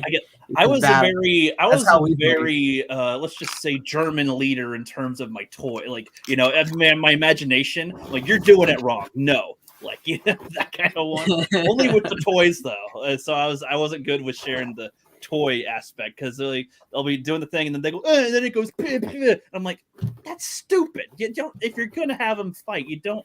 I hate kids that just bang things together. I'm like, what? You don't see you gotta do the moves and the arms, the leg, and punch the gut, and then they bend. Gotta be specific, and then and you make the sound effects as you do it, and you don't really. But I never did like the loud. You do it. I was more to myself, in my zone. And if you're looking at me as a kid watching, then it's like, can you look away? Like, like 5. It was like just look somewhere else. What are you doing? What are you doing? This isn't your show. Well, I find it funny that like grown men were going crazy for the Turbo Man when they like, I think was it last year they brought back the Turbo Man action figure because it was it was never a real toy. It was based off the movie, and they were selling them at Walmart, and I seen like grown men going to Walmart just to buy themselves a Turbo Man toy. I was like, okay. It's kind of cool, yeah, because it's based on something, and from like 20, 30 years ago. That 30 years ago, that's interesting. Were those grown men by any chance named Greg and Jeff? No, I didn't. No. I mean, I liked the movie, but we had it, and that's what. Come on, had a man. Not even one laugh. Jesus Christ. No, I mean, and nowadays too, because I find it unfunny how shittily they make toys nowadays. Sometimes, like, they're bad. I brought my niece and nephew I miss and I was like, my Ninja Turtles. Any of the good or articulation? That's what it's called, right? Articulation. Yeah, like, like the more like modern shit. Like, if you want something that looks good, like Hot Toys, but that shit's expensive. I really wish I would have kept a lot of my toys because I had so many Ninja Turtles that like the changed, like they would go inside their shell and turn into a regular turtle. I had the movie Ninja Turtles, and then I had some Batman and Superman toys, and then I had some of the first run of the Power Ranger toys. I had a bunch. I wish I would have kept those. I know what you mean. You get to a point where you're like, it'll snap, and you're like, I guess I shouldn't be playing with toys anymore. All right, just get rid of them. And then it's like years later, you're like, I mean, well, it's like Tom said, you get to a certain age, and toys, it's women, not toys. Yeah, pretty much. So it was just you kind of move on. It was a snap decision for me. I was like, one day I was like playing, and I was just kind of like, I think I'm done with toys. Oh yeah, pretty much done. And then it's like, just put them away. I kept the Star Wars ones in the attic, the Power Ranger ones. I mean, I'm so done with toys now. I am so done with toys. I know, right?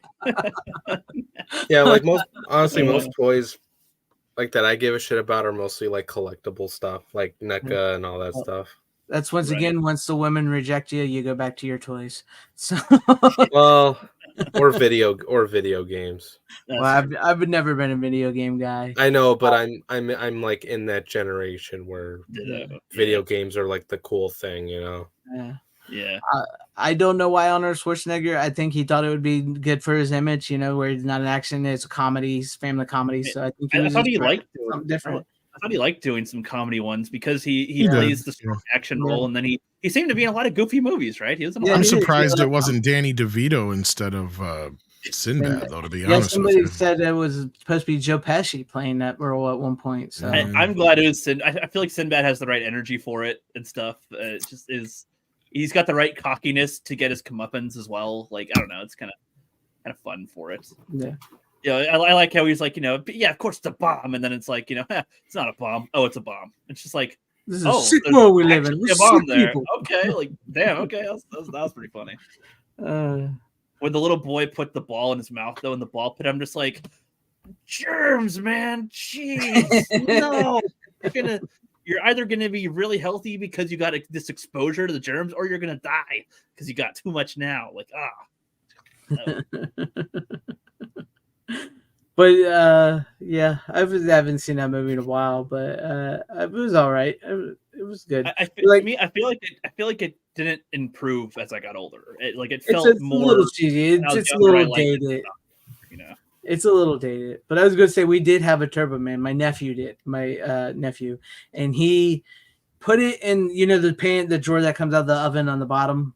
Right? Yeah. He put it down in there and closed it and forgot he put it in there. And we went to cook food and we started smelling something burning. And we opened it up and the Turbo Man had melted into the thing of the oven. That's funny. The turbo oven now. Okay. But Tom, yes. How many more minutes you got? looks like I'm gonna check out here, but you guys keep going and have fun, and I'll check back with you next week, I guess. Appreciate it. All right. Later, Tom. Have a Take care, Merry guys. Good seeing you again, Runner. Yeah, you too. You too. See you later. Take care, guys.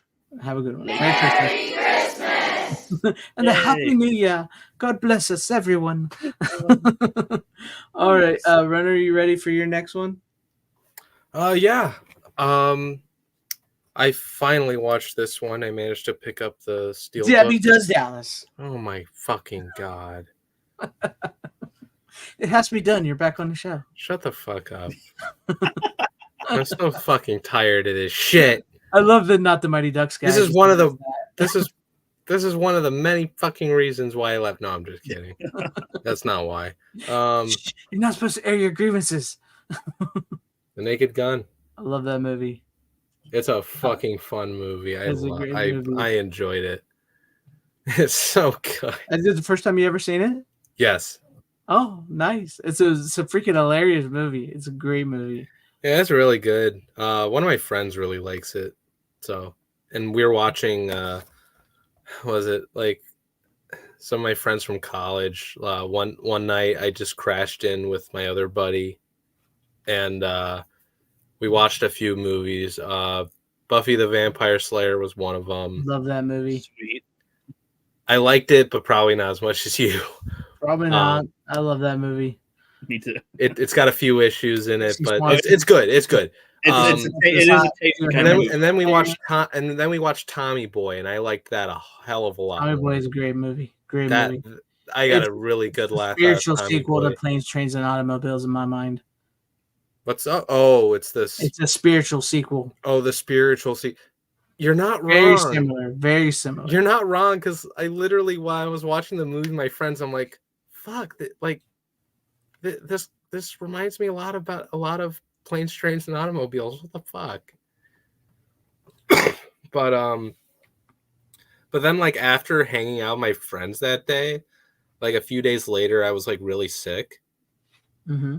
And around the time I was sick, I watched The Naked Gun at my place late at night.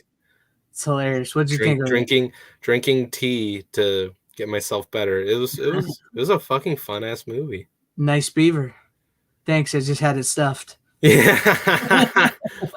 I already knew where they were going with that joke, but it's still good nonetheless. Everywhere I go reminds me. The fucking toga joke is fucking good. The fucking third act in the baseball field is great. Or Leslie Nielsen singing The Pledge. My God, it's so. I mean, like the type of comedy this is. I what are the guys' names? The Leslie Nielsen? No, the fucking writers and directors of that movie. Of the, you're talking about of the Naked Gun? Yeah, The Naked Gun. Same guys that did fucking Airplane, Top Secret, all those guys. David Zucker, Peter Segal. David Zucker, and then there's another Zucker, and then like those guys, like their comedy. I haven't seen a lot of their stuff, but like they're fucking funny. Yeah, they excelled at that. Like the way their style is really good. Yeah, the Zucker brothers. Thank you. Yeah. Like it's like it comes out of nowhere at times, and it's like it's over the top, very unrealistic, but it works. Yeah, it is. Like it's a different world that you're brought into. It's hilarious. It was a TV show first that ran for like I think 6 episodes, and it was canceled. Nobody watched it. And they turned it into a movie series and made 3 movies. But the one scene though that made me laugh the hardest was around the beginning, believe it or not, when Everything I See reminds me of her. The one dude who gets like knocked out or whatever is in the hospital. Leslie Nielsen's, telling the wife like, "Hey, he'll be fine," and whatnot, and then like, and then he just names off some things of what could have, who like could have done this to him, and then he just says a gay lover, as one of them, and I just laughed my ass off because I'm like, fuck, they could not make that joke today. No, well, considering that's also O.J. Simpson, so. But yes, Police Squad was the name of the TV series. Police Squad. It was pretty funny. Yeah, it's same people, same Leslie Nielsen, same guy, all that from Police Squad. They just turned it into a movie, except O.J. Simpson's not in the Police Squad TV series. But yeah, that is a great movie. That's one been meaning to pick up on 4K for a while now as well. So nice pick. Yeah, it's a funny movie. Even the part where he tries to get the pen back from the crab and shit and tries to hide it from the villain. That's funny. This whole damn movie puts it to the fish. Yeah, right. Like this whole damn movie is so fucking good. Yeah, it's a good movie. It's a great movie. Have you seen it, Rook? Nope. Yeah, he hasn't.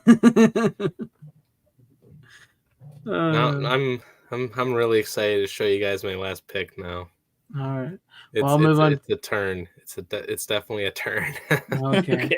I'll move on to my pick. This one may be up your alley alley runner. I'm losing my words. OG runner or new runner? OG runner. Okay. It stars Ben Affleck. Okay. It's a bit of a Christmas movie. Speaking of Die Hard, I know a movie this is. I haven't seen it.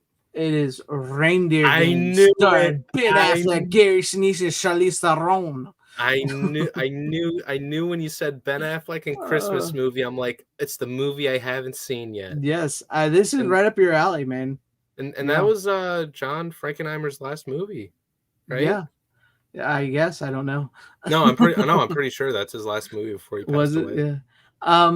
Now this movie, I like this movie. It's now this is one of those movies like we talked about earlier, like with Die Hard, where I truly think Die Hard is a Christmas movie. But like how Tom mentioned, where like they set the second movie at Christmas and tried to make it like a Christmas action movie. That's what they're doing with this movie. They're trying to make it like it's a Die Hard movie at Christmas. They're trying to like this is a Christmas action movie. Ben Affleck is very miscast in this movie. This was like before Ben Affleck was Ben Affleck. He wasn't like that great of an actor. This is like you watch this and you feel like somebody else should be like almost like a younger Nicolas Cage should be playing the Ben Affleck part. What year did it come out? This came out in 2000. This was like right 2000? When Ben Affleck. Yeah, this was like when Ben Affleck and Matt Damon were hot. They had just come off of Good Will Hunting, and that's their careers were exploding. That's definitely why he got cast. Yeah, definitely. But because I was gonna ask, like, was this like? I was wondering if it was before or after Good Will Hunting, because it's after. It's Miramax too, so it's like Miramax Dimension made it. So now that makes Paramount sense. owns it. What's up, Chris Barker? Glad to have you here. Yes, it is, and enjoy your beer o'clock down there, Random Brad. Glad to have you in the chat as always. It's like the ultra late show. It's cool. But this movie is cheesy and over the top and also long and has drawn out parts that clearly there's a lot could have been cut out of this movie. But I think you like it. I do like it. I like that it's so cheesy and goofy. And I like the fact that Ben Affleck is actually miscast in this movie because it plays into the cheesy goofiness of the movie, because he clearly should not be the guy in this movie. This is Ben Affleck before Ben Affleck excels at better being a guy like Batman or like what's that? I like it better. I like it better than Batman. Where he's autistic and he fights. Oh, The Accountant. The Accountant. He's so much better at those type of action movies. That was good. Argo. Where he doesn't have to emote a lot. The Town. Because like Ben Affleck is not a great emoter. Gone Girl. Yeah, where he's a little more like cocky guy like that. But this, okay, if you're going that route, that's definitely like more in the older Kevin Smith movies type. Yeah, I know, but this movie here, for what it's about, because I do like this movie. I think this is a fun watch. This is actually the director's cut. The director's cut. So like the director's cut is 124 minutes and the theatrical cut is like 96, 98 minutes. So, but you can't get the theatrical cut on Blu-ray. You can only get the director's cut on Blu-ray, which is fine. There's no, it's fine. That's the problem with this movie. This is an action movie that excels in what to do right and what to do wrong, because he goes about trying to provide good characters and give each character like a story or a reason to be there and everything. And, you know, he's trying to lay out the story, but also he drags it out in certain spots a little too long. And then like the action is pretty good. It's normal action, but the story is this: Ben Affleck and this guy are in prison in the beginning of the movie. Right. And they're about to be released. They got like 3 days. It's Christmas. Ben Affleck, he's in prison for stealing cars. And his cellmate, who he calls his best friend, is in prison for an accidental manslaughter case because he was supposedly defending his girlfriend and killed a guy. Right. So they're in prison. Ben Affleck just wants to go home and have a Christmas with his dad and his mom. And meanwhile, his cellmate has been getting letters from Charlize Theron's character of Ashley. They've never met in person. She's just been writing him letters the whole time he's in prison. And so when that is Ben Affleck's cellmate gets out of prison, he plans on going and hooking up with her and getting with her. Right. So meanwhile, they're in prison. His friend, his cellmate, gets killed, gets shivved and stabbed. Right. And dies. So Ben Affleck takes his place with her, because he's sort of become infatuated with her himself from listening to the letters that she sent him and that his friend is reading. So he's like pretends to be his friend and goes with Charlize Theron. And by the way, we get some amazing Charlize Theron titty shots in this movie. So I love that. That's why I miss about movies like this. Like I miss movies like this where this is like people trying something and we had boobs and action and stuff. So yeah, we get Charlize Theron buck-ass naked in this. And so like, and then Gary Sinise, who is, it's like everybody knows who they are in this movie except Affleck. Everybody knows what movie they're in except Ben Affleck. I was gonna say when you're telling this story, I mean, yeah, I mean, I like Ben Affleck. Oh, I like him too, but this is this doesn't sound like something. He is miscast in this, and that what makes the movie so much better as well, because it's a little bit of a cheesy action movie trying to be a Christmas action movie, because it does like the Christmas and everything, but he's like out of his element against these actors. Like Gary Sinise is the bad guy. Gary Sinise is out acting him. He knows what he's doing. Gary Sinise is like, so Gary Sinise is Charlize Theron's brother. He has a band of truckers, and they run guns. So he thinks he's his cellmate, the guy, you know, who Ben Affleck was in jail with, and his cellmate used to work at a casino, and so he knows the ins and outs of this casino. So they kidnap Ben Affleck and Gary Sinise's sister, played by Charlize Theron, and they want him to tell them how to rob this casino because he knows he supposedly worked in everything. But he never did. He never worked there. He's not that guy. First, he tries to tell them that he's not the guy. Then we're going to kill him. And then he like convinces them that he is that guy. And so he's basically lying to him the whole movie, trying to tell him how to do this. And they're going to go into this casino dressed as Santa Clauses and rob this casino. And there's multiple twists in this movie. 2 really big twists. One you'll probably see coming. The other one you will not see coming at all. I didn't see it coming at all when I watched it. And I actually forgot about it when I rewatched it this time. So, but yeah, it's a fun, cheesy, over the top action movie, a little drawn out, a little too much character building, which I thought I'd never say that because we miss character and story nowadays. But this is the type of movies I love from back in the day, where people were trying to be creative, try to create something, and just was going for it. And I love it. It's cheesy. It's fun. It's got a great cast. It's like I said, it's got Charlize Theron, it's got Ben Affleck, it's got Danny Trejo, it's got Gary Sinise, it's got Dennis Farina, it's got James Franco, it's got Donald Logue. It's got an amazing cast, and it's got a weird cameos. Like we get a cameo from the chef from South Park. Speaking of which, I can't think of his name right now. Isaac Hayes is in it, just out of the blue. Just it real quick. That's crazy. Isaac Hayes is in it. Ashton Kutcher is in it, just for no reason. Oh, Jesus. Just real quick second. You know, and it's they're not made over like, oh, this is Ashton Kutcher from that 70s show. It's like, no, oh shit, that's Ashton Kutcher. What's he doing? And he has a little bit part and he goes away, and that's it. It's like Isaac Hayes is there. What's he doing? No, it doesn't matter. It's Isaac Hayes. This is this little small part. He does something and he disappears. They're like not made over. You know, they're just like this movie is weird on every level. I totally think you would love it, Runner. But it's a fun movie. I'll definitely give it a chance. Go ahead. I mean, I can't really say anything about it. I've never seen it. No, I know. I get you. Is it like around this time in terms of like Ben Affleck's career wise? Is this like on the level of like Armageddon? Yes. Okay. Because honestly, the way you described that, it's like I can see. I can see why they would cast him in this. Even if it's miscast, it's kind of that. It kind of gives me Armageddon type vibes. Yeah, you can see why he plays Ben Affleck is who. Yeah, I was just gonna say, like, honestly, I feel like the shit that Ben Affleck was in, at least when he was younger, like almost any other person could play that role.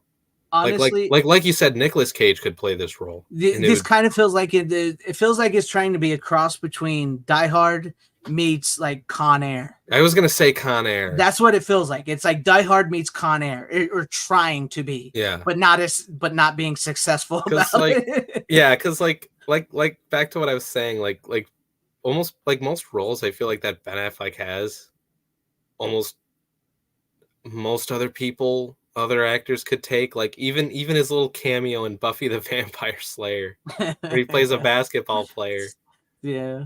And that was even before he did Mallrats, I think. Yeah, that's just like one of his first on-screen roles. But no, because I remember watching that with my friends. I was like, wait a minute, that's not. and then there's like another shot of him in the basketball court. I'm like, holy shit, that's Ben Affleck. And then my friend was just like, wow, that's crazy. But yeah, you could totally see like a young Nicolas Cage or even a young Bruce Willis or even Charlie Sheen probably could have played this role. Charlie Sheen probably is like the best combination of those two that could have played this role. Like a young one. Like I think Ben Affleck's improved a lot as an actor. Oh, definitely. When he got older, when he started like. You can totally see how he's improved now. Because obviously when he was younger, like most people, like he seemed kind of immature. Yeah. Like his presence, but when you see him in stuff like, especially the shit that he's directed on his own,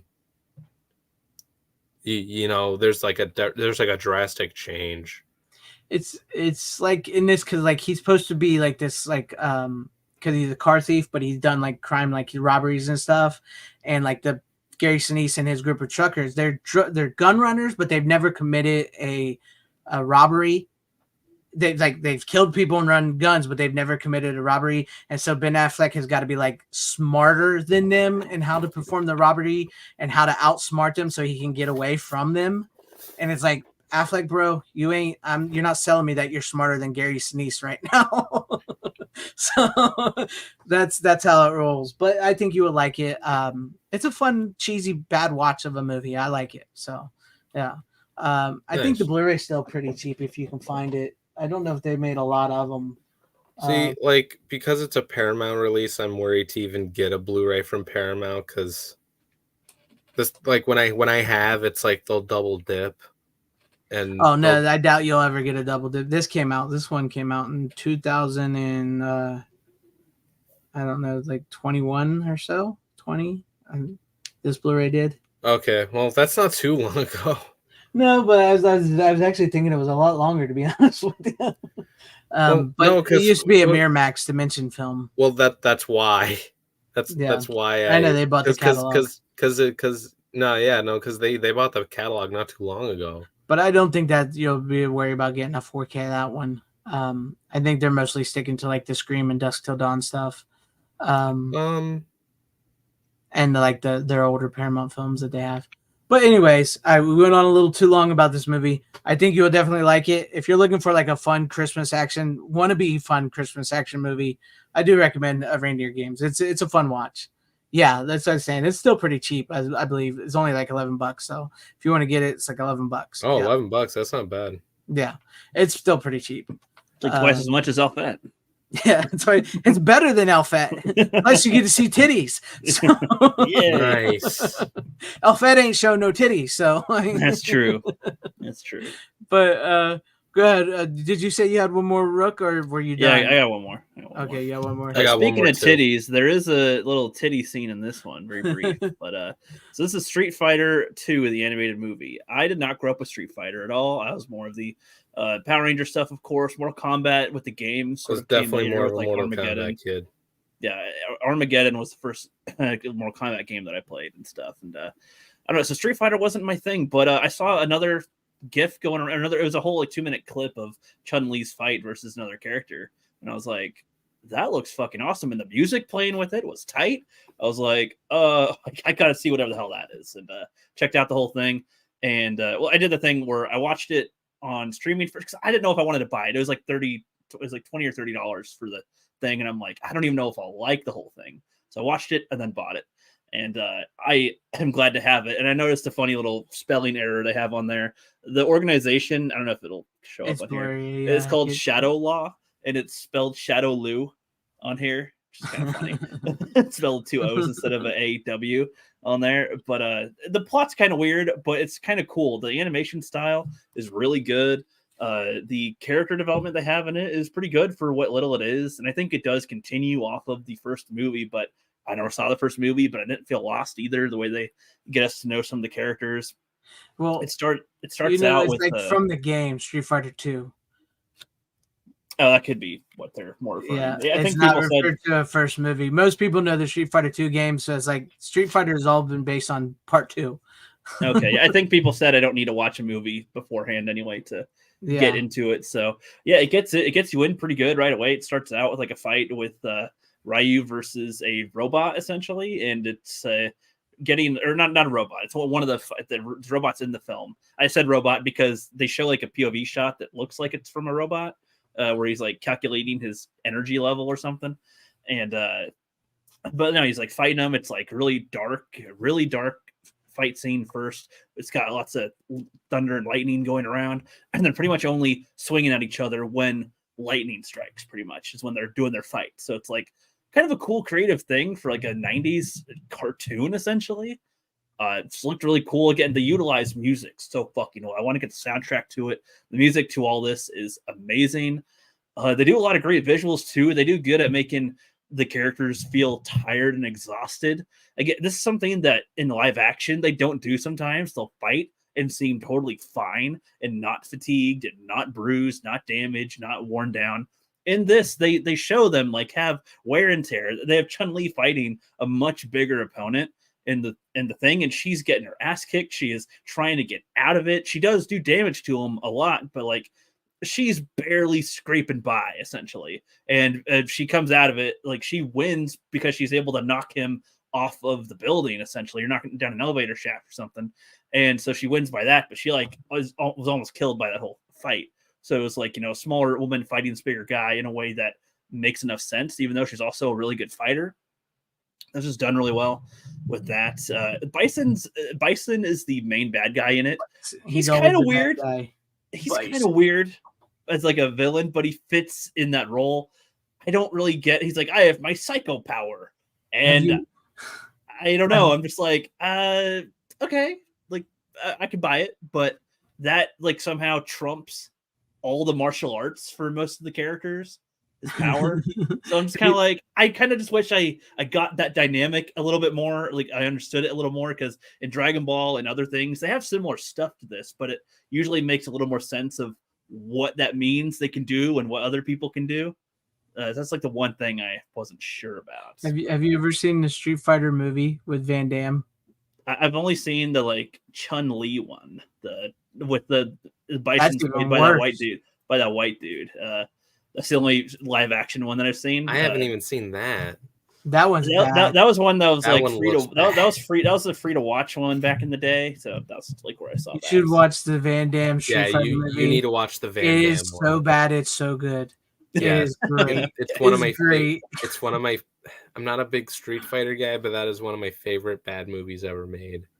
Okay, I'll check it out then. But I like Van Damme movies. So yeah, the Lana Lang Chun-Li movie. No, that's bad. Yeah, well, that's what I'm saying. So that was my only experience with Street Fighter. So it wasn't anything impressive to me at the time. I was just like, it's whatever. It seems like a generic generic fighting series. Essentially, it seems less epic than Mortal Kombat, or I don't know. So I never got into it essentially. But this movie was really good. That it makes me want to take a peek at other animated things they've done, maybe, because I don't know. This seems to be the peak of it, though. Like from what people are saying, this is the peak one. Nothing else trumps it. This is the top. So yes, Tommy, even more so than me. Yeah. So I don't know if there's anything else worth exploring in terms of Street Fighter for content, really, other than the Van Damme one that you said. You got to watch the Van Damme one. You got to watch the Van Damme. I love that Van Damme plays Colonel. Is it Colonel Guile? He plays Guile. Guile. Yeah. He's all an American and he fucking French accent, man. and he's like the main character, and he's not even like he's not even like the main like guy in Street Fighter. That's funny. I love it. It's so good. No, I like how. What's funny is you know about the history of like Mortal Kombat and Van Damme's involvement, right? No, I don't know. Oh, okay. This is like he wanted to be in Predator, and they made him look like a lobster, and he's like, "Fuck that," and then left. No. This has nothing. This has nothing. It was difficult. He's been difficult to work with for years. No, so no, he's been difficult to work with. That's one thing, but the original pitch for a Mortal Kombat game when the game was being developed was Van Damme the video game, and Van Damme was supposed to be the mocap guy for the Johnny Cage character. It was supposed to be based on him, and then it was supposed to be based on him, and they didn't do that because he's Van Damme. He's Van Damme. He didn't get involved. But what's funny is he gets involved with the Street Fighter movie, and then they make a game, an arcade game, or just a game in general based on the movie called Street Fighter the Movie the Game, and they got him to play Guile for the game. Oh, that's pretty funny. Which is hilarious. Well, now you can be Van Damme in the new Mortal Kombat.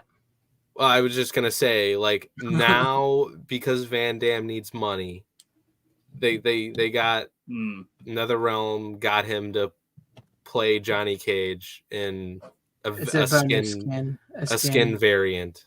Yeah. Of the character. That's kind of funny. It's weird, but they used kind of the blood sport look for him. Yeah. I wish they had done different variants where it was like a hard target variant where he had longer hair, and even a fucking time cop variant, like shit like that. I wish they had done that, not just one. Yeah. Like that would have been funny. Yeah, I gotcha. Go on, Rook. Finish your thoughts on. I mean, the animation. I can't stress how much I love the animation in it. I mean, it just has that feel of like they care about it enough, even though it's like cartoon. Well, this is anime, man. This is not made by Americans. But it has like that older. I don't know. Like I like some like Attack on Titan has a different style to Dragon Ball Z. This has a style of its own that probably fits more with other movies that I've seen. But like, there's something with certain styles that are good, and they do well in showing different visuals. That like the blood even is like a non-realistic type of blood, but it pops in a way that looks good for a lot of the dark scenes that they have. So it like stands out a little bit more. The way they utilize the music with it, and even the characters themselves, they don't seem like they're just lunkhead dumbasses. Like there's each one has sort of their own personality to it. In such a short time, you get to know how a lot of these characters are. And I kind of like how Ryu is like, he's traveling around. I'm not sure why he's traveling around other than to avoid all the people trying to get in a fight with him, essentially, for being champion or something. Like, that's the vibe I'm getting. But I kind of like how he doesn't like to stay in one place at one time. He's like, I gotta just kind of keep on going. I'm seeing the world, whatever it is. That's almost asking to come into an adventure, but he's not really in it that much in terms of the like plot part. Like everything is around finding him though. And so like, I kind of like, and what we do see of him, you see parts of him that, what parts of him that care about certain things, how easily he can fight certain people. And then so you get a good idea on his level. And then when you see him fight Bison and stuff, it's like you get good measurements of people's power levels sort of throughout the movie. So just really good, really good. Really liked it. Really liked it. Cool. Q. All right. Well, that is good. I've never seen it, so I can't. Okay, I recommend it. I recommend it. If not just for the soundtrack alone, that is like totally fucking awesome. I think you'd like it, but I don't really know how you are with anime stuff, so I don't know. I've never seen a whole lot of anime. I actually own. I've seen some anime, but I'm not like huge into it. I own Cowboy Bebop because I've always liked Cowboy Bebop. But I've seen a few anime. That's the only one I've watched. I've seen more than that, but I've never really collected a whole lot, which I've wanted to. There's a lot of anime, so a lot of anime is kind of weird, and a lot of anime is cool. And there's like finding the ones that you would actually want to stick with. There's like is a little tough. There's some that I've bought on physical, and some that a few of my friends even like gave me. Like my friend gave me a whole bunch of Blu-rays of Attack on Titan, for instance, and I bought the complete series of Death Wish, but not Death Wish, fucking Death Note. Yeah. Night, Brian Barth. Thanks for hanging with us tonight. Night, Brian. But yeah, it's kind of hard to get me into anime. I tried. Attack on Titan should be. I would almost want to think up your alley. It's really good how they do that. No, I've heard it's around my alley. I need to watch. I need to give it a. As soon as you start, you will want to binge. Like as soon as you're like on episode 3, you'll be like, okay, I can't just like wait. I need to see the next one. Like yeah, and at least it's finished recently, from what I've heard. Yes. So that was why I started watching it, and then I was introducing the Black Angus reviews to Dragon Ball, and we were doing like we called it Attack on Dragon Ball. We we're going to watch an episode each. But then, my first time seeing Attack on Titan, I'm like, I need to see more of this now. We can do Dragon Ball later. We need to watch more of this right now. Like Dragon Ball is something I don't know if I can get into, because I've seen like some episodes of it on cable, but there's some episodes that are worse than others. Of course, there's a lot of episodes, and so it's tough to really. The problem. I feel like that's tough to get into it if you're not already going to. And Dragon Ball itself is more comedic, and then Dragon Ball Z is a lot more like what you're probably more familiar of the imagery of it. And then there's a lot of stuff in the later parts that are goofy. Some of it is good, but most of it is goofy and weird and not very good. I've never seen any Dragon Ball. Like I said, I've never seen any of it. But Hollifield is right. The Spawn series from HBO, which is sort of like anime. I think it is anime. Great series. You guys should check that out. I still need to watch that. I've read a few of the comics. Yeah. What's good? Speaking of which, Hollifield makes the Up All Night comic with Rhonda Shear. So he's an awesome guy. That's cool. But, I mean, as far as checking out Street Fighter 2, FanZcene, it's at least like an hour and 40 minutes compared to like a whole anime show. So it's like a digestible thing to watch, essentially. Yeah. All right. Well, let's go to you, Runner, for your final pick of the night. What do you got? All right. Excited for this one. I don't know if you'll be too excited if I show it, because I feel like it's something you definitely. I don't think this is something you'd like, Greg. And it's not something that I particularly like either, but a shit ton of people love it. Outfit. No. It's a completely different type of movie. Okay, I bought this at a record store. I bought this Blu-ray at a record store for $12. And 12 big old bucks. I should have paid less for this. Oh no. Anticipation. Most of the problem is just I don't get it, and I don't think you'd get it either, Greg, knowing you. I don't even know what it is yet. So I know, but if I showed it to you, you'd probably be like, "Oh, fuck this movie," if you've even seen it. You gotta show it eventually. I don't even know if Brooke's seen it. No, I'm trying to describe it before I show it. So describe the plot with describe the okay. I'll tell you one. I'll tell you one turn off. I'll say this is gonna turn you off, Greg. I know it will because I've done this before, and you're like, "Oh no, it's that." It's an A24 movie. Oh, I hate A24. There you go. I hate them, but I mean, they're not my favorite. There's a few I like. Listen, man, they have a lot of good stuff that you need to give a chance. I really want to see Iron Claw. Dude, I saw it. It's one of the best movies this year. I want to see it, but come on, let's get to this. What do you got here? Okay, I refuse to believe that this is a horror movie. I don't even know what fucking genre this even belongs in. It's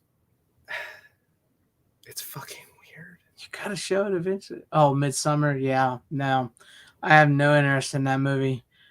I was gonna say I don't know if you'd even seen it, but if you did, I feel like you'd hate it. Yeah, I've heard like I don't. This is another one of the movies like Hereditary or The Babadook where people like praise it, and I'm like, it looks stupid.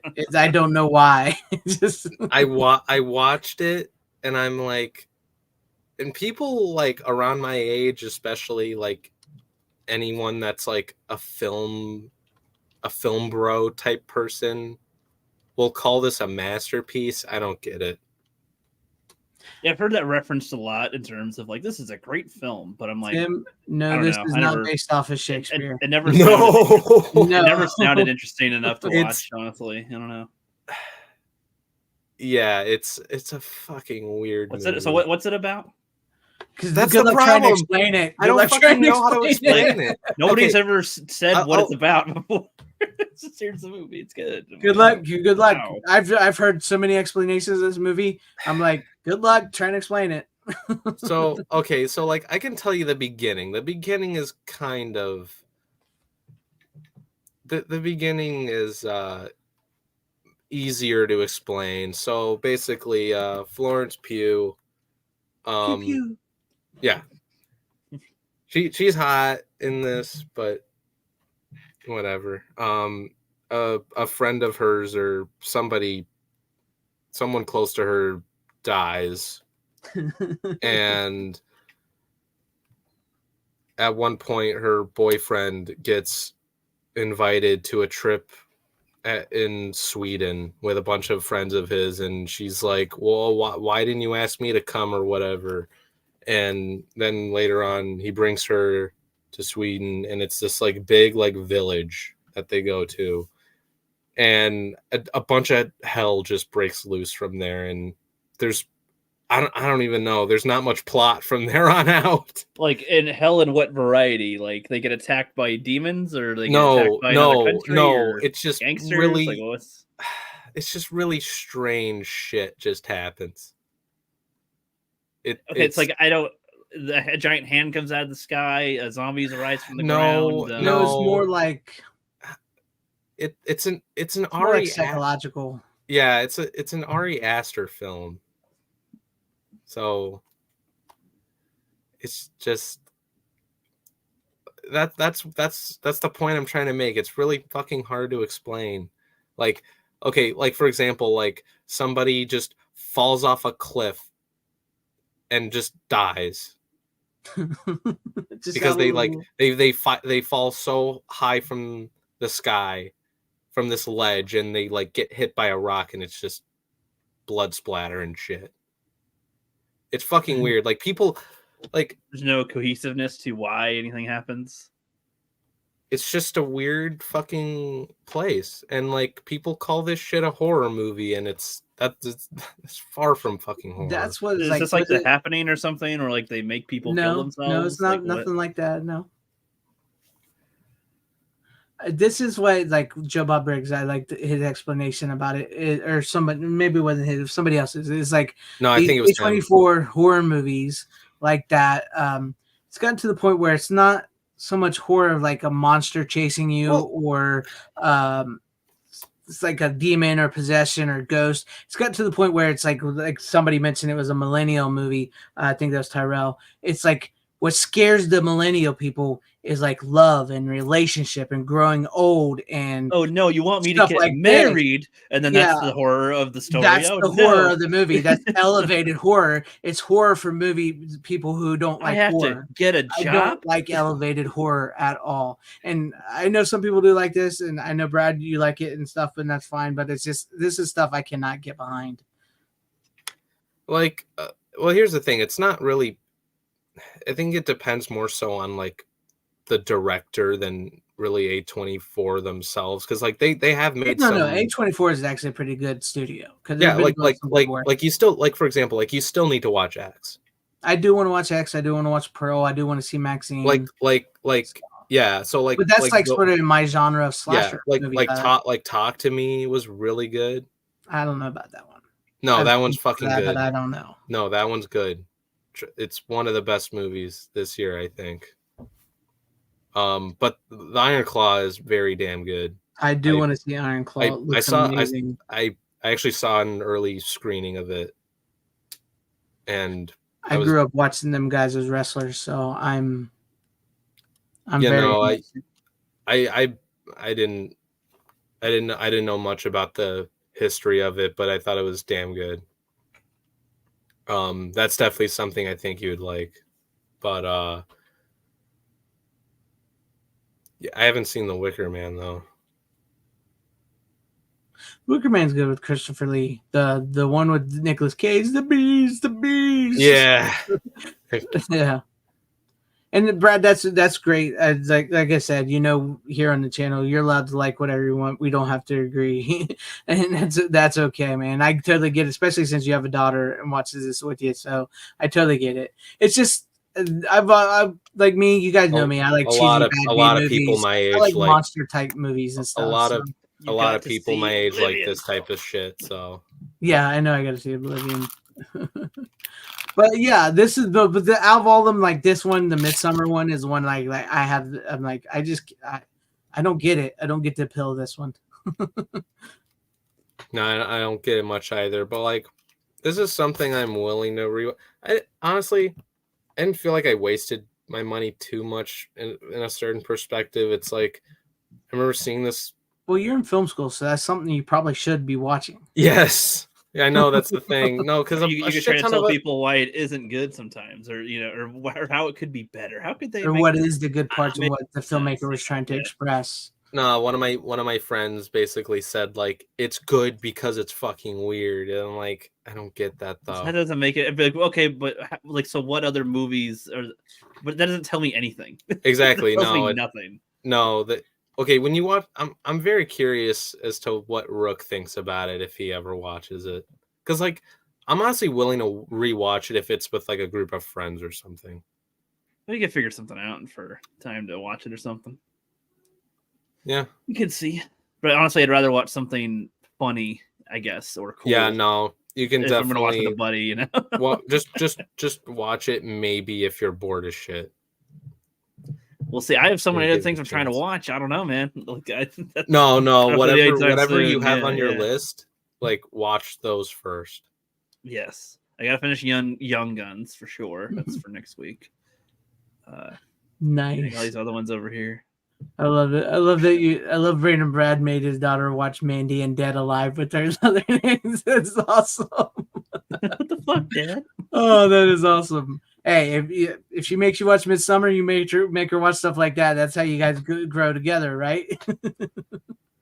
I love it. If you guys have never seen Mandy or Dead Alive, you guys got to see Mandy or Dead Alive. Those movies.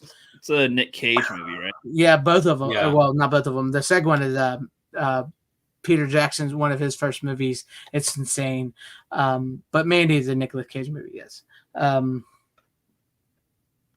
But yeah, this is something I've heard. I have heard contention about these because, like Hollyfield says, slasher is my favorite subgenre. I really enjoy X or Pearl. Ty West isn't my style of storyteller. Same with As. Yeah, I'm not a big Ari Aster fan, but I've heard some good things about X. Pearl, I know is like sort of a musical, but I haven't rushed out. Pearl isn't really a musical. Well, but it's like sort of inspired by those like musical 50s or 60s, whatever era. Yeah, but there's really, I mean, I've seen it once. It didn't really give me those types of vibes. Like Pearl is good, but not as good as X. I thought X was really damn good. Like it's actually like X is a good homage, I think, to like movies like Texas Chainsaw Massacre, where I'm like, okay, like it's actually good that A24 is making these types of movies and not just piling on Ari Aster crap. If that makes sense. It's true. But I am interested into the new Nosferatu movie. Who's making it? Is that A24 making that one? No, that's Focus Features. Focus. I'm interested. Which is owned by Comcast and Universal. Bone Tomahawk is crazy. If you guys you want to see a horror western movie, watch Bone Tomahawk, man. That's on my list. That's on my list. With Kurt Russell. Dude, you can't go wrong with Kurt Russell. But no, the Nosferatu one, that's Robert Eggers, but it's not A24. Yeah, Robert Eggers. He started off in A24, but then he did like The Lighthouse and stuff. Yeah. So, yeah. But that was the last movie he did where he worked with A24, and then he did The Northman with Focus Features, and now he's doing Nosferatu over there too. Yeah. That's but I'm interested into is Nosferatu. Is Tommy saw the Bone Tomahawk for the first time. You guys should, both of you should check that movie out. Bone Tomahawk with Kurt Russell. Yeah, it's good. I want to do private watch parties with Brooke. That'd be fun. That one scene, Hollowfield. But I can't say I'm a big fan of Midsummer or most of A24. There's a few. I did like The Lighthouse. I won't lie. I did like The Lighthouse. Yeah, that movie is very unnerving, but I think that's due more to Robert Eggers, and I'm a fan of like Edgar Allan Poe and Lovecraft than A24 personally. So that's fine, but like, was it? Let me think. Like Uncut Gems, like not just the horror shit. Like Uncut Gems. I'm still not a big fan of their like dramas either. So yeah, Good Time was good. Shit. That's why the thing is with them is like they're getting into like they're doing the new Friday the 13th series. All their movies are going to HBO now. HBO Max, they're all coming to there. It's because they're this small independent film that makes like these award-winning type films, but they don't make a lot of money in return. So they got to find a way to make money so they can keep making these movies. Well, I know there's one movie that they released this year that bombed heavily, and it was because they spent a whole lot of money on it for what it was. It was actually an Ari Aster film, believe it or not. It was that Joaquin Phoenix movie, Beau's Afraid. No, which kind of looks like shit, honestly. Yeah, I'm not a big fan of Ari Aster. But the Nicolas Cage one that came out recently, Dream Scenario, that looks interesting. That does. I will give him that one. That one does look kind of interesting. That one looks pretty funny. I wanted to watch in the theater, but I've been so fucking busy lately, and now it's not in theaters anymore. But no, I did watch The Iron Claw though. I highly recommend it. I am looking forward to that one. But that's not like your typical A24 type of film. All right. Well, at least you got Midsummer. So yeah, for what it's worth. We'll move on to my final pick, and I'll bring it with lighthearted back to Christmas theme, which I am the only one that watch Christmas movies other than Elfette. This movie, it's a VHS. Well, I did watch a Christmas movie today. I Jingle All the I had two out of. Oh, that's right. I forgot you did have Jingle All the Way. I'm sorry, rookie. I'm sorry you did. This is a VHS tape. I don't think there is a DVD or Blu-ray release of this, but I could be wrong. Somebody in the chat can tell me that. I doubt either one of you have seen Christmas this. Every Day. No, it's called The Night They Saved Christmas. Oh my God, I've seen this. No, I'm kidding. I was going to say. I just wanted to throw you off. From 1986, it was a made-for-TV movie. Stars Jacqueline Smith, Art Carney as Santa Claus, Paul LaMatt, Paul Williams here as an elf? Yeah, I looked it up on Blu-ray.com. I couldn't find a DVD or Blu-ray release of it. And the only thing they have on Blu-ray.com is a HD. You can buy it on HD on Prime, Amazon Prime, digital. But this was a made-for-TV movie. This is just I picked this up at a thrift store one day, and I was like, I'm gonna watch that. And it's a fun little movie. It's that's that good old cheesy fashion old school Christmas type movie. The plot is simple. Jacqueline Smith's husband, played by Paul LaMatt, who is from the George Lucas movie. What is that? Oh my God! Red Tails. No, the old school the actual George Lucas. Like Graffiti. American Graffiti. Paul LaMatt is from American Graffiti. That's what's wrong. He's like this geologist. He works for this company. They're up in the North Pole. They're bombing for oil. They're trying to find oil. And him and his wife and his kids are up there. And they're getting close to the North Pole city where Santa Claus lives. And so Santa Claus sends his elves to tell him to stop. He doesn't believe his elf bomb squad. No, it's like his head elf to tell him to stop. That you're getting close. You're going to blow up North Pole city and to kill Santa and all of his elves and everything and stuff. And so he don't believe him, because who would believe a little man in a red clothes telling him Santa Claus is real? So he takes his wife, the elf takes his wife and his kids to North Pole City, shows them that's real. They try to convince him. He still doesn't believe it. And then, it all works out. And it's a Christmas movie. It's a family Christmas movie. But the movie that kills Santa Claus and build a factory of chocolate. Kills it. But they go and show them that Santa Claus is real, and the kids see him real. And it's a fun little old school 80s TV Christmas movie. I think if you have kids, or if you just want to step back in time, go ahead and watch it. I just saw it. I was like, I've had it for a couple years, and I was like, I'm gonna check this out and watch it on VHS, because I was looking for Christmas movies that we haven't talked about, because we've talked about all the good Christmas movies. Elf, Christmas Story, Christmas Vacation. I was gonna say, I've showed all my Christmas stuff. We've showed all of them, and other than like the Muppet Christmas Carol, which I just brought on, which we've talked about the Christmas Carol movies as well. So okay, here we go. If anybody wants it, it's on a DVD in a Christmas Classic Collection 6-pack. Okay, so I wasn't sure. I could not find another DVD or Blu-ray copy of this. So but it's an old school. It's got a pretty good cast. Jacqueline Smith, if you don't know, is from the original Charlie's Angels. That's where she's famous from, the TV series. And then she plays a mom, and bundled up in clothes, so no bikinis, like that. But it's pretty good. It's a pretty solid, like you got to hand it to those old TV movies. Like it's clearly shot on film. It's made like it's a movie. So you got to hand it to those old school TV movies, because they feel like actual movies nowadays compared to stuff that we get nowadays, if you know what I mean. Mm-hmm. But yeah, it's a fun movie. Of course, the title of the movie gives it away: The Night They Saved Christmas. So they save Christmas. They stop them from blowing up on the wrong side, so they don't blow up Santa Claus's North Pole City. And they tell him where the real oil is, and he blows up and finds a treasure trove of oil. And it all works out in the end. And Santa Claus and his elves live.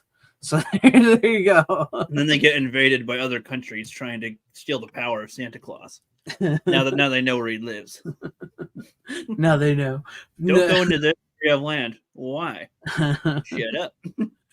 But it's a fun little movie. It's a nice little movie, and it doesn't get too preachy on the whole drilling and bombing for oil. It does get a little preachy with Santa Claus will never give a kid a gun. So it's like, okay, not even a toy one? Not even a BB gun? Not even that. That's like the only really they get preachy with it. But yeah, it's a fun movie. So Scott Grimes is actually in it as one of the kids. And if you don't know who Scott Grimes is, he's the boy that stars in the movie Critters, and he is on the Orville. He's one of the cast members of the Orville. Also played a part in Oppenheimer. Yes, he was also in Oppenheimer. Yes, that's true. I forgot he was part of that cast. Yes, a ton of people were a part of that. Yeah, there's a lot of people in there from all over. Yes, which is crazy. Yeah, but I found I just found this one day at a thrift store, and I was like, I have never seen that, and I've got it, and I watched it. It plays good. It's just VHS, and so yeah, if you can get the DVD and want to see it, go ahead. I'm sure this is probably on YouTube. You can probably just Google and watch it on YouTube if you want to. Yeah, looks like the DVD set is out of print that it comes in. It's going for $65. That's not this movie's not worth $65, guys. No, it's a fun movie. I like it. I'm glad I got watch it for free. Watch it for free, please. Yeah, it's like I said, it's a fun movie. I like it. I enjoyed it. It looks like one to watch. I don't know if it's one to own. I don't know. It's because they're like it makes me think of Christmas Every Day from Disney, like direct-to-TV movies. Oh no, this is so much more than this feels like a real actual, because like there's production value, there's like sets, you could tell it's filmed on film, not digital and all that. It feels like a movie, but if you don't want it, it's not something I think a lot of people would own, but I enjoyed it. I'm glad to have it. I'm fine with the VHS. But yeah, you could probably watch it on YouTube for free and everything. Google it. It's just a fun old school Christmas movie. It's kind of nostalgic when I was watching it, just thinking back about Christmas when I was a kid and stuff. So yeah, there you guys go. That was my final pick of the night. All Christmas movies. Except Reindeer Games was a little out of the box. So I still think you should see that, Runner. Rook, you too. I think it's a fun movie. It's a fun, cheesy, over the top, badly cast movie.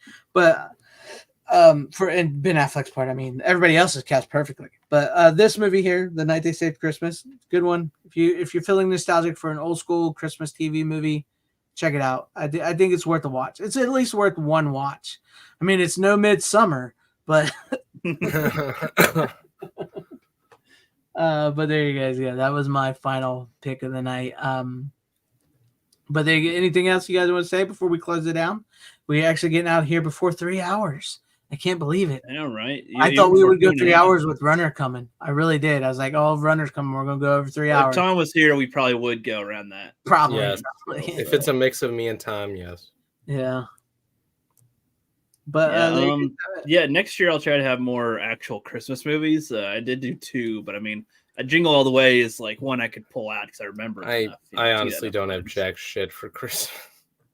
Yeah, it's a rare stock. I have like a Christmas Story, Christmas with the Cranks, and there's a couple other ones that I haven't seen yet. There's like a Miracle, something. Was it? Yeah, One Magic Christmas. I'll Be Home for Christmas. 4 Christmases. Happy Holidays Collection and Holiday in Handcuffs. There's other ones. I haven't seen these ones though. Like these ones, but those I might do next year. We look further to the further adventures of Elfette next year. I don't think they'll have any sequels, to be honest, but it's hard to disappoint, man. I know, there might be. Right? You never know. A lot of those type of movies like that get sequels and you don't even know about it. Well, it could be. I might pop up on Tubi one day. Oh, look, a sequel. Wow. Yeah. You never know. But yeah, like I said, like don't worry. Like even on this, since this is even the Christmas episode, you guys don't always have to watch Christmas movies. I know. Last year. Around like Christmas week, I binged the Nightmare on Elm Street movies. I intended to watch Christmas stuff, but I just felt like other things. I'm like, man. That's what I'm saying. As I've gotten older, I've been kind of a weird ass. Like I don't watch a lot of Christmas stuff. You guys like typically what I watch, and I was actually in the mood for Christmas movies this week. So, and I wanted to watch some scary Christmas movies, but I got into these. So I didn't get to so eventually we may have brought on the classics, but eventually we'll get to like Black Christmas and some other scary movies. I feel like we can find some more obscure ones for the future anyway. That'll come up. Exactly. That's why I brought up this one. Cause I knew this one was pretty obscure and I'm sure most people have not seen it. So that's why I brought it and figured it was something different. Your Elfette. Exactly. You guys ever seen the Christmas one with the weather machine? Don't know.